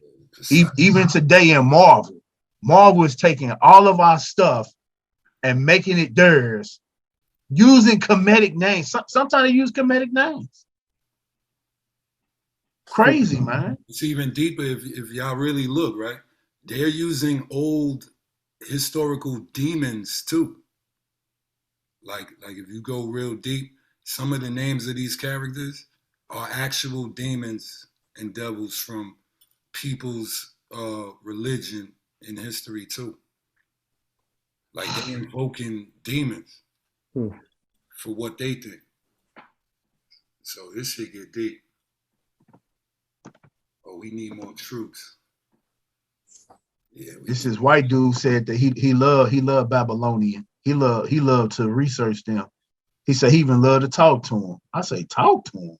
I'm gonna get a white man on the show, man. We're gonna find one of these Confederate dudes and have a convo. That would be an interesting show. That would be a crazy show. We would love to hear their real mentality. Let me ask you something real quick, not to get off. Does anybody recognize how white people suffer from this big ass lie? Or do we just think white people got money and they just benefit off the lie? What would it be if everybody knew the truth and placate to that? Wouldn't the world be dope? The only people I see suffer from that is now the middle class, because the economic shift is happening, and the white trailer trash. That's who suffer from it now. Gotcha. But what's crazy is, in a lot of cases, the white trailer trash still feel more empowered than us. Yo, if you white trash watching this, we kind of better than y'all. Hey, OBASI, man, why you go kill it, man? Kill that shit. Hey, look, until we get right, man, I ain't got nothing to say about them, man. Like they, like somebody mentioned it, you know, they still in a better position, just not being. Even the most poor, stankiest cracker said he'd rather be that than be us. Yeah, that's crazy too. When we get right, we can talk about that. We'll get them back. But I'm gonna tell you this though: the most poor say that, right? Then you take some of these the poorest ones are trying to read books now. And they be saying like, yo, the chosen people black. Listen, we'll take their support, but I like that diplomacy. There you go. Malcolm said that was one thing he regretted. Like if he could have did it again, he would have told that little white girl, white people need to form an organization for themselves. You know what I mean? Like why y'all going to stuff? So, when they do something for us specifically amongst themselves, then I respect them. But until then, like, nah, why you trying to? Yeah. Yeah. Because even when we look at it, like this is just from my perspective. Okay, let's just take the abolitionist, John Brown. Okay, and a lot of people say, well, John Brown led a lot of. We're still following his direction. We're still following their way. And it's like this. It's not necessarily the skin I don't trust, but it's the blood that's contaminated. So they might be all right. but it's in them. The future generations of them is gonna come out degenerate because degeneracy is in them by nature. John Brown, a tough one, man. Like from what I hear, like we gotta respect him, you know. But he still wasn't one of us. But we respect what he did or what he's known for. Appreciate it. You have to respect the. Sometimes we gotta respect the small things. Mm-hmm. But we still look at the overall picture. If it's bull, is bull, straight up. Yeah. And for real though, in a sense, we supposed to deal with that. We supposed to be like, okay, hey, you did good with this, but this right here, nah. How about the same devil who put you in chains created the few whites? This motherfucker's a devil. He created the few white heroes just to have a few white heroes amongst all them devils. So we're not going to part in it because John Brown and something. I need more evidence. I don't believe that. Right. Okay, I like that. I need more evidence. Let me ask you this: who is their biggest hero right now? Who? White people? Yeah. Who's white people? Donald Trump. The devil. Donald Trump. I'm still up there, yeah. I'm gonna say the devil, man. The devil. Donald Trump. Then we would still be right. Same thing. OBASI, what you say? We would still be right if we say that. It'd still be Donald Trump. Hey man, they got that man with the whole Superman cape on, man. I tell you. Our position is so fucked up. Trump is the best option. How you like them? How you like those odds right now, Rebel? I really don't, but yeah, that's not nothing to like for real. Yeah. How you like those odds? Because it's like you'd rather have him than Sleepy Joe in office. Well, I'd rather have what's the alternative? Tell the truth. You know, fuck Facts. y'all not getting no security on y'all money this year. Fact, yeah, you heard Hargrove, Rebel. Hargrove, Rebel, what's the alternative? Say that? What's the alternative to Trump? Biden? Anarchy. No, that's what Trump brought, anarchy. Yeah, that's the Trump vote. Think about the masculine men scenario though. Trump got to be one of the last masculine white men too. Mm-hmm. I don't know, man. I don't know about that. I don't know about that one, Rebel. I'm gonna tell y'all this, man. One thing about me, I do research. I want y'all to research who is coming up in a political party. Who are they keeping tucked away? You got some psychos, man. They training the young ones, man. They crazy. Crazy. Right? I'm telling you, two things gonna happen. We better find somebody for us, or we better get ready to handle some business. I'm telling you. We already had one, Darky. The Purge. Man, listen. The Purge. I'm gonna tell y'all something. The youth, some of these the European youth is crazier than the dads and the granddads. They like let's flip this thing around. Our youth crazy too, though. Huh? I said, our youth crazy too, though. That's true too, but I'm talking about for us like the political arena. You know what I'm saying? No, I get what you're saying. There's a lot of young crackers coming up, and we got to be aware of who they are. Hey, somebody test KENWARDO until we can't hear him. KENWARDO, we can't hear you on mute. He on mute. I think he on the phone. I'm sitting up here talking. Damn, we ain't had nothing to say. Nah, man, hell nah, man. I don't respect them. I don't respect none of them. They always been fucking crazy, man. They ain't gonna get no crazier, man. One time for the people in the back, King. Hey, man, look, let me tell you something, man. You play with fire, you gonna get burnt, period. Fuck them all. Man, listen, I'm gonna say this, like, we study history. And I know that, and we even talked about Emmett Till movie coming out, and the lady from that movie is still alive. I would argue there's quite a few, white people, men or women, that have actually lynched people, burnt people, stakes on, crosses on people's houses that are still living. You know, like these young people, they very hype, they very vocal, they know how to use social media, you know, but they not as tested, you know, as some of these OGs. You know what I mean? Like they like I said, there's still some people walking around that have, you know, had issues with our ancestors, you know. Still living. Yeah. I'm gonna tell you this, and 5 of them in Cobb County, some old people. That's what I'm saying. That's what I'm saying. And guess what? They ready. The young people want to have that legacy, but you know, they ain't got their hands dirty yet. So what you trying to say, John? They want the smoke, but they ain't with the smoke. I ain't gonna say that. They want the smoke, but they don't quite know how to light the fire. That's what you want to say? They might be waiting for that, you know, that right call from Trump. You know what I'm saying? That green light. But they definitely, we've seen it. They've been getting ready. The you know, January 6th. Like, come on now, like, yeah. Like you don't think they can run up in your hood, right? Yeah. Hey man, hey, listen. And that's the whole thing about it. Like, imagine, like what you just said. Imagine if they would really run up in our hood. What we gonna do? What? Get our hood ran up in? What you mean? What? What you gonna do? Knowledge. We ain't gonna do nothing. How many you gonna get, bro? 12. Because that's a real question. What Waldo asked, because how many of us in a whole complex actually ready? Right. Not for that. Versus then you ask questions like, how many of us got them sitting in our house as partners? Hey, listen, I want to. I was about to do it. I want to go get on. You got to. Dude. You got to. Come on. Cool.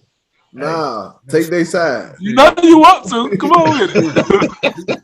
Shoot. Shit, half of these motherfuckers goddamn be praying to Jesus, right? Running up in our goddamn shit. Come on, bro. Like, nah, man, we know how it is. Like, we ready to go at each other and run up on each other, but see, that's the part. Yeah, we do it to each other, but when it comes to them, we don't do that. Yeah, we not. Nah, bro.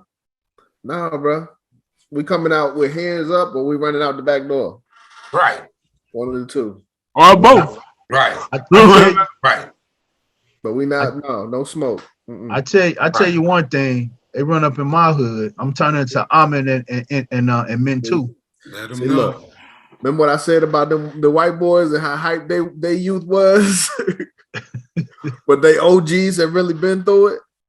You know, we still got some OGs that, you know, was around in the 60s or whatever that may have some stories. But we haven't been through nothing like that for real. Not in our lifetime. Not organized, not on a mass scale, not for a long, you know. But I gave an example one time. I was on a podcast. I say, the enemy is coming. What you gonna do? I say, 1, we don't have no maps of the area. 2, we don't have no safe houses. 3, you need to have at least 300 to 600 rounds per weapon. 4, you got to have a survival bag ready. I ain't talking about no big old bag you going on a camping trip with. I'm talking about just that little backpack you throw on your back. Yeah. 5, you have to know where he coming from. This modern day technology. So you tell me you ain't got cameras around your crib. You ain't got no lights, no nothing. Yeah. 6, you got to know where to hit from and how to hit. That lady started laughing at me. She said, I wasn't talking about going to war. I'm like, what is you talking about? Were you kidding me? Playing, bro. They about to get the real ones, you know, lit up, you know, because thinking that they serious. They ain't serious. But how many of us actually have one of those things? Like, you know, we can't really talk about it on this platform, of course, but you know, even one of those things, you know, I would like to say I could get one, but not all of them. Not yet. Yeah, not on just standby, like got that ready. Like some of it, you know, but I understand what you're saying, but that's how it has to be, you know. Yep. And oh yeah. The last thing I told her was you must be prepared to leave your home. Be prepared to leave anything in 30 seconds. In 30 seconds. That mean us as a collective, we need to have a meeting circle. How we getting there? And then also like my boy Paul Muhammad said. He said, "Yo, guy, you leave that house, you need that ham radio. We need to be on the network." I'm gonna stop knowledge because when we be dropping the jewels, knowledge be like, yo, it's too much for YouTube, yo. Stop playing. Don't give them all the jewels, knowledge. You know, don't let But that's their stuff. Y'all. This is some of their stuff written in their books. Oh, no question. I'm just reciting what they, you know what I'm saying? I'm just being for real. No, I was joking a little. They call it the Will White Plan of Action. Will, they call it WIL, Will White, WHITE Plan of Action. The White Will. Yeah. Yo, all right, let's finish these two. We got two more, right? Two more, we got a lot more. One, right? Oh, I think you got one. Let me go back to. I think you got one more. Illusion will swirl on the what's my PDF at? All right. This creation of multiplicity of phenomenon of illusions entails the principle of crossbreeding the nigger and the horse, as we stated above. The purpose of which is create a diversified division of labor, thereby creating different levels of labor and different values of illusion at each connecting level of labor. The results of which is the severance of the points of original beginnings for each sphere illusion. So that's that. You know, we came from here, we came from there. We didn't come from the same place. So we don't have a collective history. Since we feel that the subject matter may get more complicated as we proceed in laying down our economic plan concerning the purpose, reason, and effect of crossbreeding horses and niggers, we shall lay down the following definition terms for future generations. Orbiting cycle means a thing turning in a given path. Axis means upon which or around which a body turns. Phenomenon means something beyond ordinary conception and inspires awe and wonder. So that's important. Well, phenomenon. Multiplicity means a great number, means a globe. Crossbreeding a horse means taking a horse and breeding it with an ass. You get a dumb, backward ass, long head mule that is not reproductive nor productive by itself. Crossbreeding niggas means taking so many drops of good white blood and putting them into as many nigger women as possible, varying the drops by the various tone that you want, and then letting them breed with each other until another circle of color appears as you desire. What this means is this: put the niggers and the horse in a breeding pot, mix some asses and some good white blood, and what do you get? You get a multiplicities of colors of ass backward unusual niggers, running tied to backward ass long-haired mules, the one reproductive of itself, the other sterile. The one constant, the other dying. We keep the nigger constant, for we may replace the mules for another tool. Both mule and nigger tied to each other, neither knowing whether the other came from, and neither productive for itself, nor without each other. So they comparing us to a fucking crossbred mule. A worthless. How they think about it. But notice he said put the white blood in the black woman. He didn't say nothing about the black man getting no white woman. You're right. I ain't even peep that. Say as many as possible. Into as many nigger women as possible. You want yours, but you can't have here. So, damn. You can't keep the power like that. We'll kill them all just by loving his women. So does that mean like a black dude that's with a white woman, is he like fighting against Willie Lynch? No. If we all did it together in like some secret covenant, then yeah. But nah, he's in love with her, man. Yeah. Then we'd be Shea Black. Yeah, that dude. It's a loss. But what is that means? He was making half breeds, right? Yeah. So he was yeah. And letting them breed with each other until another color or circle appears as you desire. Yo, y'all want to know what? Y'all probably all seen this. Uncle Tom's Cabin.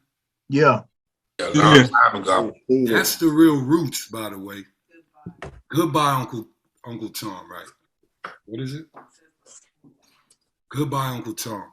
If you ain't see it, go watch it. It's the band version of Roots. Yeah, But it's on YouTube. That the breeding farm. Damn. That shit got the most direct version I think you could see on wax of what that breeding farm actually looked like. Mm-hmm. That's Talking about he give 2 quarters for 2 pups. yeah. Damn. And then they show the big buck, kind of Mm. the white man bringing like a little 14-year-old, and then like some 6'8" type dude. They turned them crazy. I've read a few things, but they said some of the bucks would go crazy. But that's like that movie Sankofa. Anybody ever seen Sankofa on Netflix? Yes, sir. And that's the interesting scene in there where they breaking the black woman and they're introducing her to Jesus. Mm. If anybody remember that scene, and she's really and he's really like forcing God into her, I do whatever you say type stuff.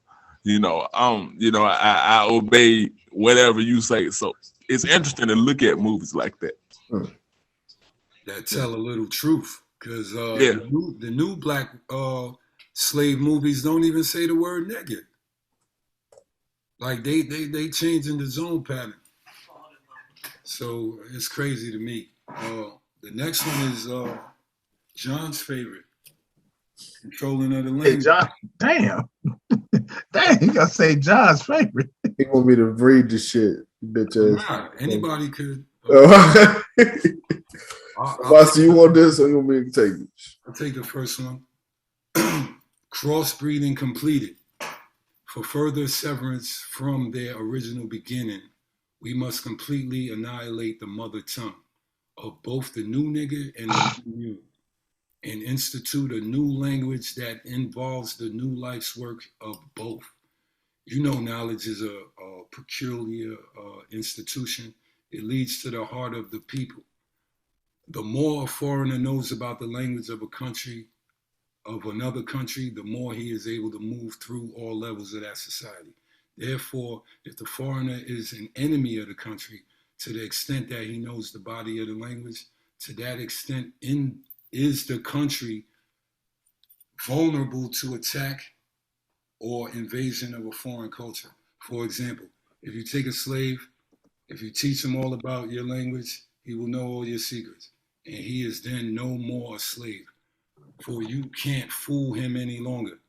And being a fool is one of the basic ingredients of any incidents to the maintenance of the slavery system. Deep. It's crazy, yo. For example, if you told a slave that he must perform in getting out our crops and he knows the language well, he would know that our crops didn't mean our crops. Exactly. And the slavery system would break down. For he would relate on the basis of what our crops really meant. So you have to be careful in setting up the new language for the slaves who would soon be in your house, talking to you as man to man. And that is death to our economic system. Mm. In addition, you can't make your slaves ill, right? Don't let them understand your shit like that. In addition, the definitions of words and terms are only a minute part of the process. Values are created and transported by communication through the body of language. This shit hurt. A total society has many interconnected value systems. All the values in the society has bridges of language to connect them for orderly working in the society. But for these language bridges, these many value systems would sharply clash and cause internal strife or civil war, the degree of the conflict being determined by the magnitude of the issues or relative opposing strength, that would be us, in whatever form. For example, if you put a slave in a hog pen and train him to live there and incorporate in him to value it as a way of life completely, that sounds like the projects. The biggest problem you would have out of him is that he would worry about provisions to keep the hog pen clean, or the same hog pen and make a slip and incorporate something in his language whereby he comes to value a house more than he does his hog pen. You got a problem. He will soon be in your house. Okay, so that's where it ends. Yes. Yeah. Yeah, but like you said, like it ended with, your hood, the projects, and just, fighting and dying for your projects. That's a pig pen. And the best you can ask for is for them to clean up, your pig pen, like that's where we are, But they don't want us to have aspirations of living in the house, because then we're gonna want to move in next door, and that's kind of where we are at the same time too. Right. Don't let him see bigger than that, because he's gonna be in your house talking to you like a man, eye to eye, like a man. In the reverse, you can reverse some of the science, people, if you're listening. The reverse pattern is right there. Do whatever you think he's scared of. Right? When he gets serious, telling him, yeah, this is what you got to do. In your own mind, you can't be that. So, what does that say about let's bring it to modern day again. What does that say about a Kanye? Confused, scared. He has been manipulated. He know his worth. He knows his worth, but he has been hit with so many different aspects of life, religion, and he doesn't know how to break it down, because in true fact, he does not have real knowledge of self. So therefore, he's feeling and going about his way, and then on top of that, he's also dealing with a so-called mental illness. He's dealing with I disagree in a sense. Before you say that, Obasi, you got it. He dealing with the first level of consciousness. When you're a Christian and you realize we're the Black Jews, that's where he's at right now. But he's able to rub shoulders with these high level, So that's kind of what this letter was talking about. Fearing was like I said, being able to speak to them eye to eye. Kanye is one of the few Black people that are, people, melanated people that are in that position, no matter how, and I can openly say it, disagree with the things that he says or his opinions, he's still, I think, feared by, the Willie Lynch philosophy. Yeah, he close. He too close. You got it, Obasi. Obasi. Yeah. Go ahead. Oh no, I was just saying, because I think if we really listen to, because I'm like Hargrove, I don't agree with everything he says, but I do have a thing of listening to what he says. And when he's talking to these people, like when he's on Drink Champs, notice how nervous and kind of quiet Nori and them. Notice how they walking on kind of like on eggshells. Mm. Then I just watched he did this podcast with this white Russian named Lex Fridman. Mm. And Lex Fridman is a Jew he's a Russian Jew that is a engineer. And he interviews some of the best people. And his name is Fridman, Fridman. Check him out. Mm-hmm. He interviews what's the guy that runs Tesla? Musk. Elon Musk. Elon Musk, yeah. I was checking him out, talking to the greatest chess player, white boy named Magnus Carlsen. So I was listening to this today. But anyway, he interviews a lot of the people in the 1%.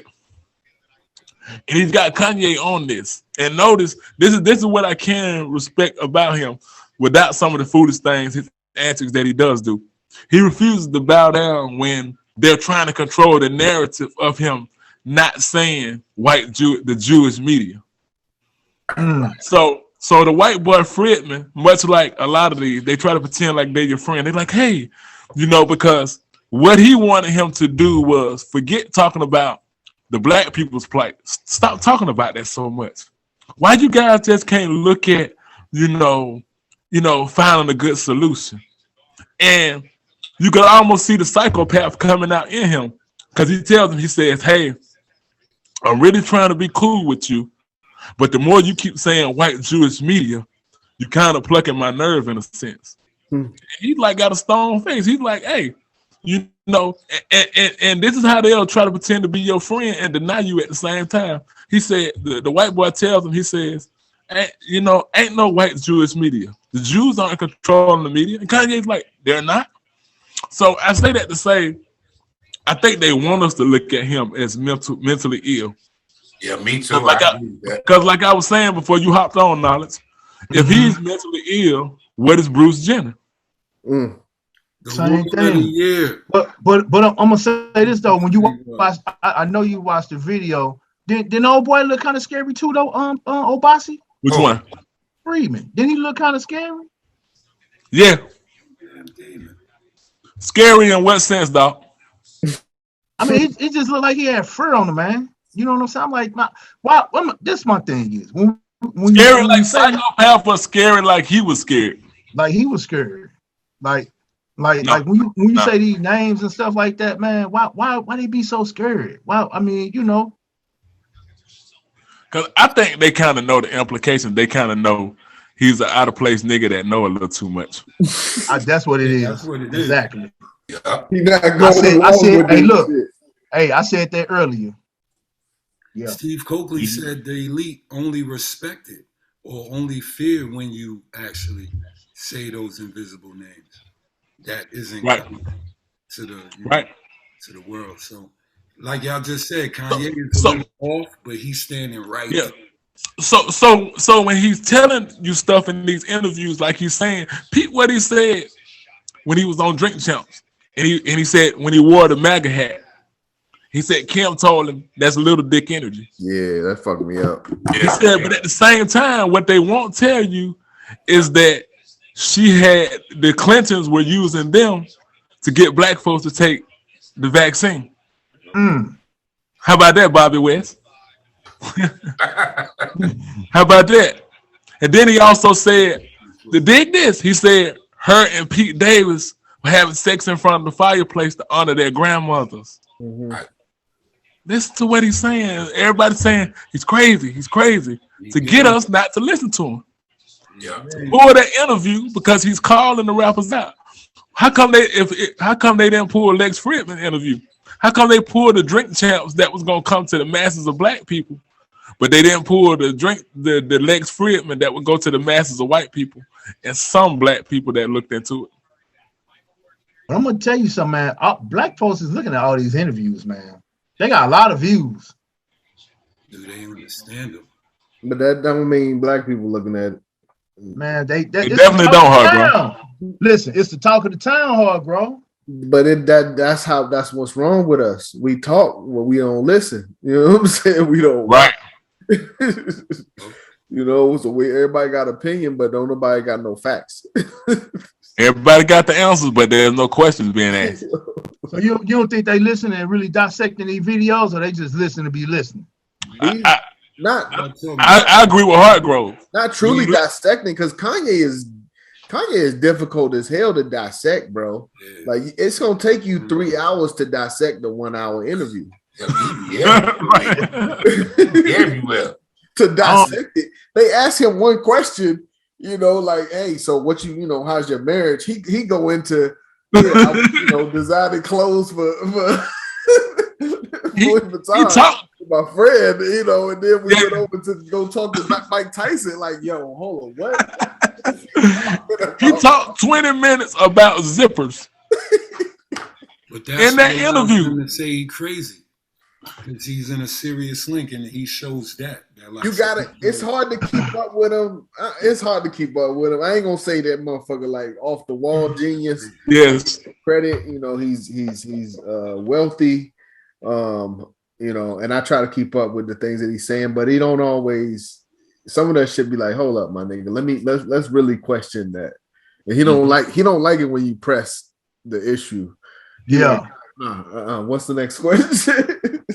he does like being in control though, and I do agree with y'all that he's a black person with a little money, and he didn't been in their house in their living room. Mm-hmm. You know, and they don't like that. Mm-hmm. He shook hands. You know, he a little out of place.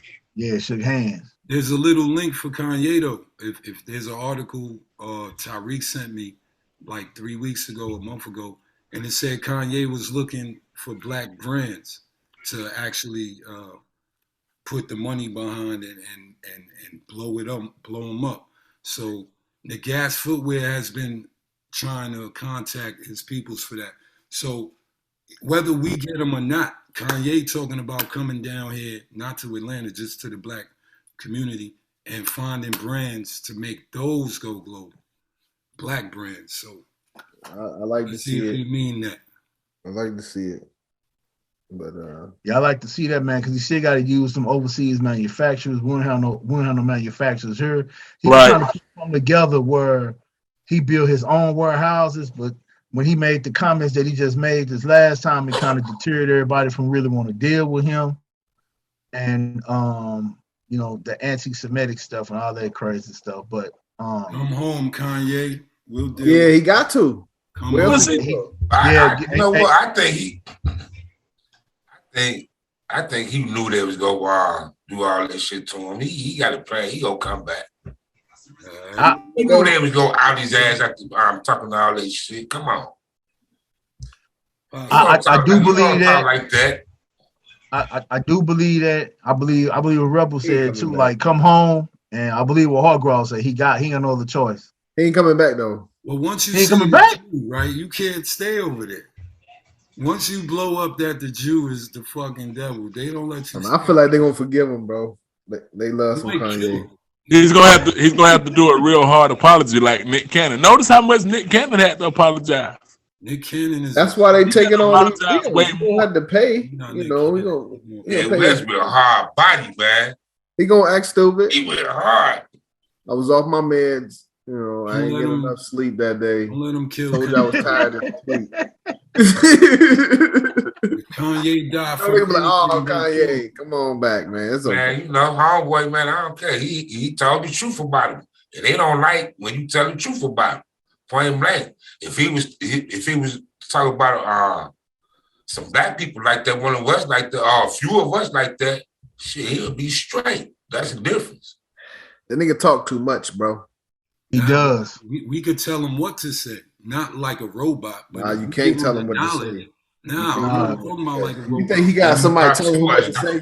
No, I'm saying KENWARDO said if he fuck with us, he'll be straight. And I meant we could tell him what to say by if Kanye really fucked with us, he'd learn the real knowledge. And then go. Now go rep. We don't gotta I think we have to examine it a little deeper. Go ahead. Because it's just like, okay, go back. Let's use Jay-Z for an example. Because like I said, I really listened to a lot of what he was saying. And he says, he gave an example to one Jew. And he said, the Jew said, I don't like the fact that Jay-Z could tell truth or tell like what really happened, tell Jewish secrets. So the Prodigy brought this up a while back, you know, before he passed away. He did. He said Jay-Z knows a lot of these secrets. So when we say Kanye talk too much, he's trying to tell secrets, but we like, shut up. Yeah. Nobody wants to hear what he's saying, but Jay-Z not gonna say it. The ones we like. So it was a sister that had an interesting video today. And she was really dealing with Michael Rappaport because we gotta really look who we co-signed to attack him. We got Michael Rappaport. So she said, I got an interesting question for you, Michael Rappaport. She says, what's the guy that she says, what about those names that was on the Jeffrey Epstein list? She said, Kanye's a lot of things, but he ain't on that list. Got Jay-Z on that list. Got Beyonce on that list. They had Chrissy Teigen, John Legend. So when we saying this dismissive and crazy, we're calling him crazy, but we're welcoming the pedophiles. we're welcoming these people. We're welcoming the silent ones that's not really saying much. When Jay-Z gets in the room with Roger Goodell and really halts the NFL boycott, nobody picks that up because we like Jay-Z. Jay-Z is one that's, he's sane.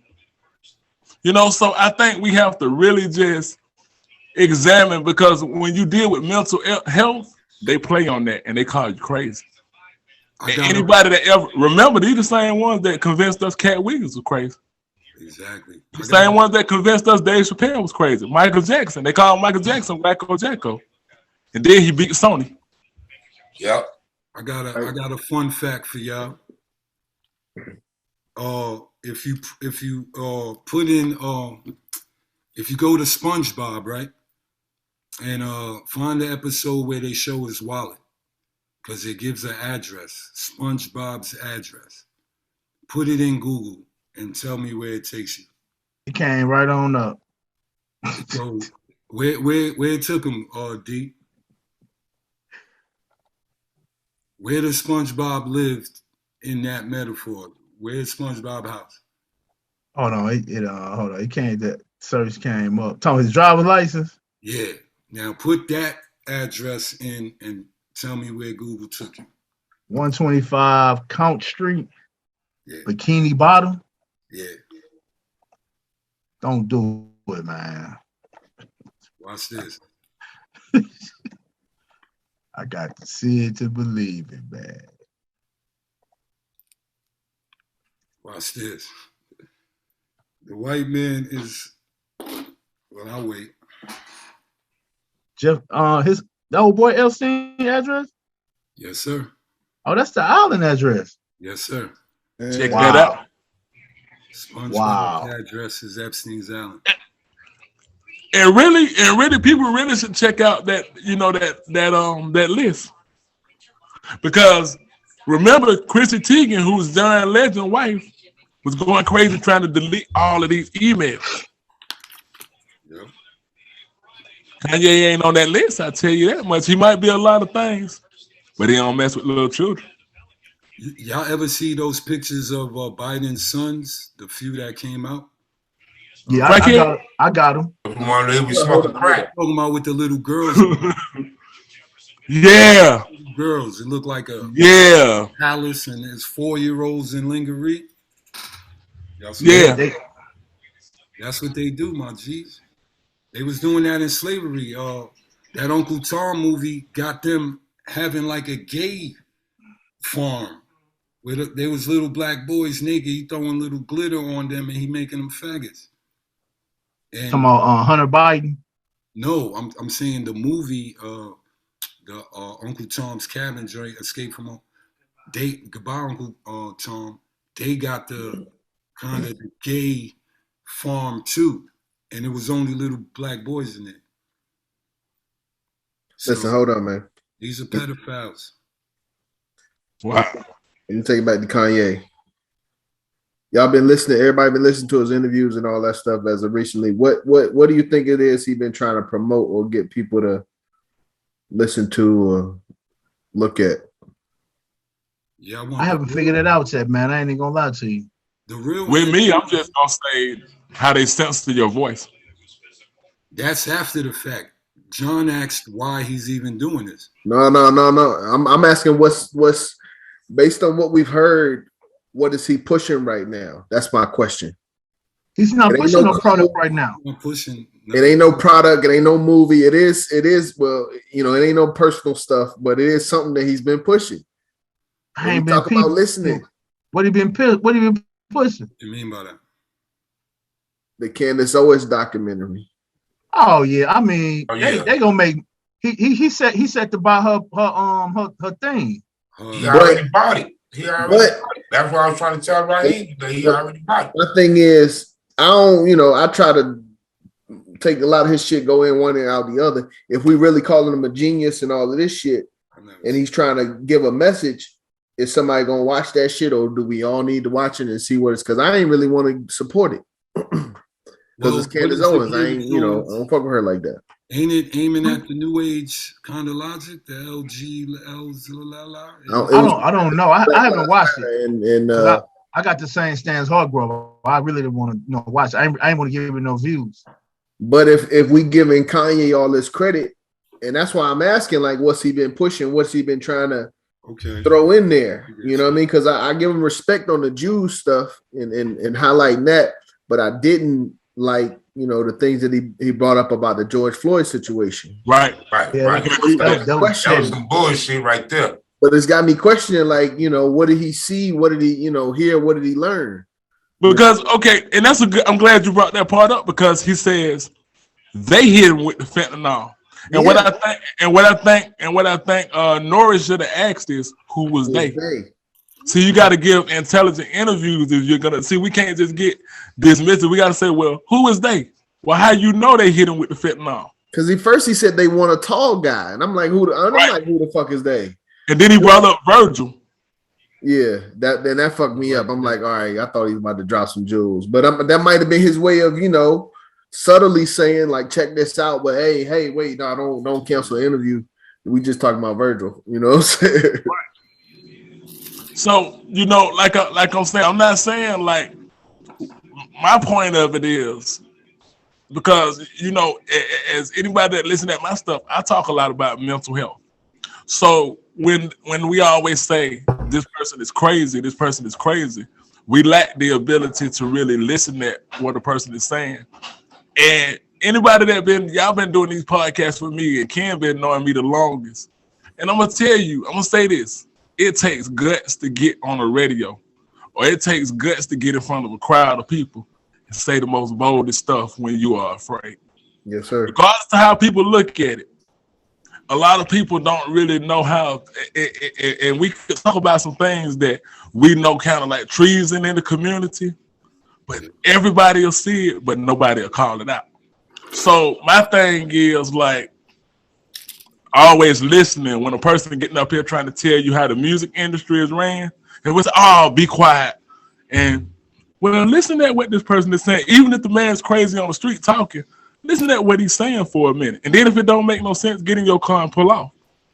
Yeah. But listen. That's my only thing. But yeah. Nah, this one's dropping tomorrow night. This show dropping tomorrow night. We're gonna do KP tomorrow, right?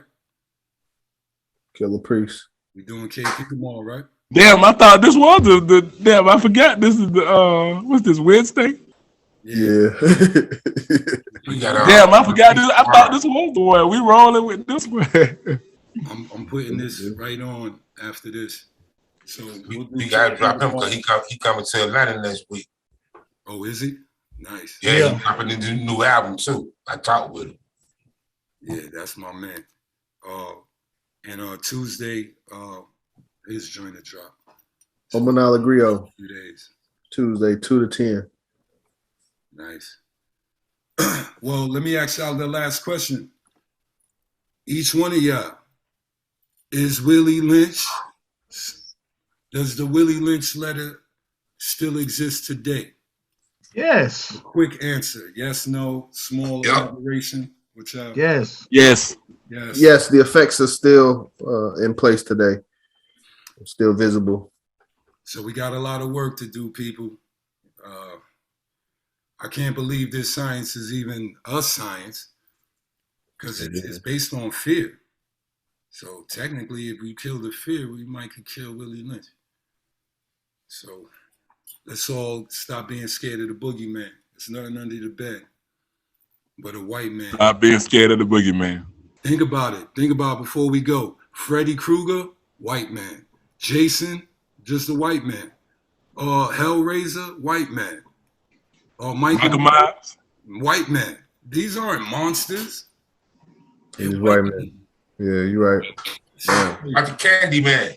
Candyman. He the only one. Black man. He didn't bother you till you called him though. Yeah, he don't bother you till you call him. Right. If you don't call him, he won't come, man. But nah, this is a powerful show, man. I like this show. We need to go over a few more books, you know, similar to this. And I think that would be powerful if we did that. Sure. I want to thank y'all brothers for even bringing it up. It's powerful. I think people gonna love this one. So we got about 3 minutes left. Give out your info to the family. Yo, you check me out. No, Vocal Dialect. Oh, yeah. IG, that's Vocal with a K. Tell us, before you do that, tell us about the event on Saturday real quick. Check this out. We got the Sun Got a Sense Experience, man. October 29th, 7 p.m. TPM at the Miami Griot. You know what I mean? We still got them tickets, you know what I'm saying? The link is in the bio. On Instagram, Vocal Dialect. You know, we got the Brother Poetics gonna be hosting the show. You know, we got our sister, Dr. Nicole Benton. She gonna be talking about mental health. You know, we got the sister, Mother Earth, gonna be talking about holistic wellness. You know what I mean? Who else we got? Got another speaker. Oh, we got the Brother OBASI. We gonna be talking about African spirituality. My brother, man. You got the bomb. That's Word the up, bomb. man. So yeah, man, you know, for entertainment, you know, we got the brother Sincere. He'll come through, you know what I'm saying? He'll poet out here in the A. You know, we got the brother SKS, you know what I mean? He gonna drop, he gonna get down. You know, we got the Vengeance in the house, you know, we can't do it without them. You know what I'm saying? So we gonna be talking about all that, man. We gonna get down. So, you know, get your tickets on Eventbrite. You can hit me up at 470-798-8527. The tickets are $10 on Eventbrite, you know what I mean? And $15 at the door, so you might as well go ahead and get them tickets on Eventbrite. Go to Vocal Dialect on IG, that's Vocal with a K, and hit that Eventbrite link. Nice. That's it. I got it. Me, OBASI, you gotta find him where he at. I'm around, man. You know how I am. I'm around, man. Yeah, Brother John, I'm here with the UNIA in Division 421 in Atlanta. You can call me on my cell, 678-631-9404. UNIA Division 421 on social media. Race first. Nice. Y'all check out the show coming up this Saturday, Vocal Dialect, 404-913-7165. Click the link in the bio, get your ticket early, get your ticket in advance. This will be a sold-out event. Don't forget it. Vocal Dialect presents the Sun Goddess Experience. Y'all come out, support. It's going to be nice. It's going to be a plethora of information. We're going to have the vegan food there. You know what I'm saying? So, man, it's gonna be nice, man. For real, y'all come on out, check us out, and peace and power to everybody. And I forgot to mention the keynote speaker, Shelly on the set, man. She's gonna be keynote speaker. That's her. She's gonna ask some questions as well, man. So come on through. She's doing a Q&A at the end, right? Yeah. Shelly on the set, yeah. She can answer some questions about all this stuff and all that good shit. So Yo, yeah, man, this it's gonna be dope. Today's show is brought to you by Cubana Cigars. Go to Black Wall Street and support your peoples. And it's also sponsored by Panther Wear. Go look up Panther Wear and cop something, my people. These my peoples. But Rebel with a Cause, Rebel Vision Television, Think Champs is coming November 1st. Queen's Law in the makings. And we doing big things. We got a few other things coming. I want to thank the brothers for coming through, letting us pick their brains. Because this is what we do here at Rebels Roundtable. So peace to the gods, man. Masterminds rise. Us. Us. Hey yo, Rebel, did Nori shout out Think Champs? Did he say like, yo, this is Drink Champs, not Think Champs? I heard somebody, I can't be sure because I ain't hear it, but okay. Somebody told me he might have said Think Champs out of his mouth, but I didn't do no math to that. So are you saying you heard him slip up? Did he? I'm pretty sure because he was apologizing for the interview and stuff. Yeah, he did. I seen. Oh, so maybe saying like, yo, the show is he did. You right. Oh, so he's saying, yo, this ain't Think Champs. Yeah, Oh, we like used to get that. we some goofy ass niggas, like, you know. I'm gonna try. I'm gonna put that somewhere. Word to mother. Oh, did, yeah. I'm definitely gonna use that because that ain't Think Champs, but we respect Think Champs. So did say that. So I'm glad you brought that up. You sure did say that. I think. Oh man, I'm And if he was thinking, he would have slipped up like that. You know what I mean? He drunk too much on Drink Champs. He said this ain't Think Champs, it's Drink Champs. Hey, This ain't Drink Champs, it's Think. I mean, yeah, this ain't Think he Champs. said it's not Think Champs, it's Drink Champs. Whoa, we gonna put that somewhere because that's like we paid him. Yeah, just I'll pull up the Nori interviews. You gonna see it when the first had happened the next day when he was apologizing. Thinking Breakfast Club. See, I didn't watch that one because I didn't want to hear him apologize and even do all of that. That's why I ain't watch it. Nah, check it out. Yeah, John, right. We're looking out on that, man. And we out on that because this ain't Drink Champs. This Think Champs. Check out table, man. Rebel with a Think around here, huh? Get out of here, man. Think around here. Peace. Us. First, man. Us. I got the mind of a king, should really protect them.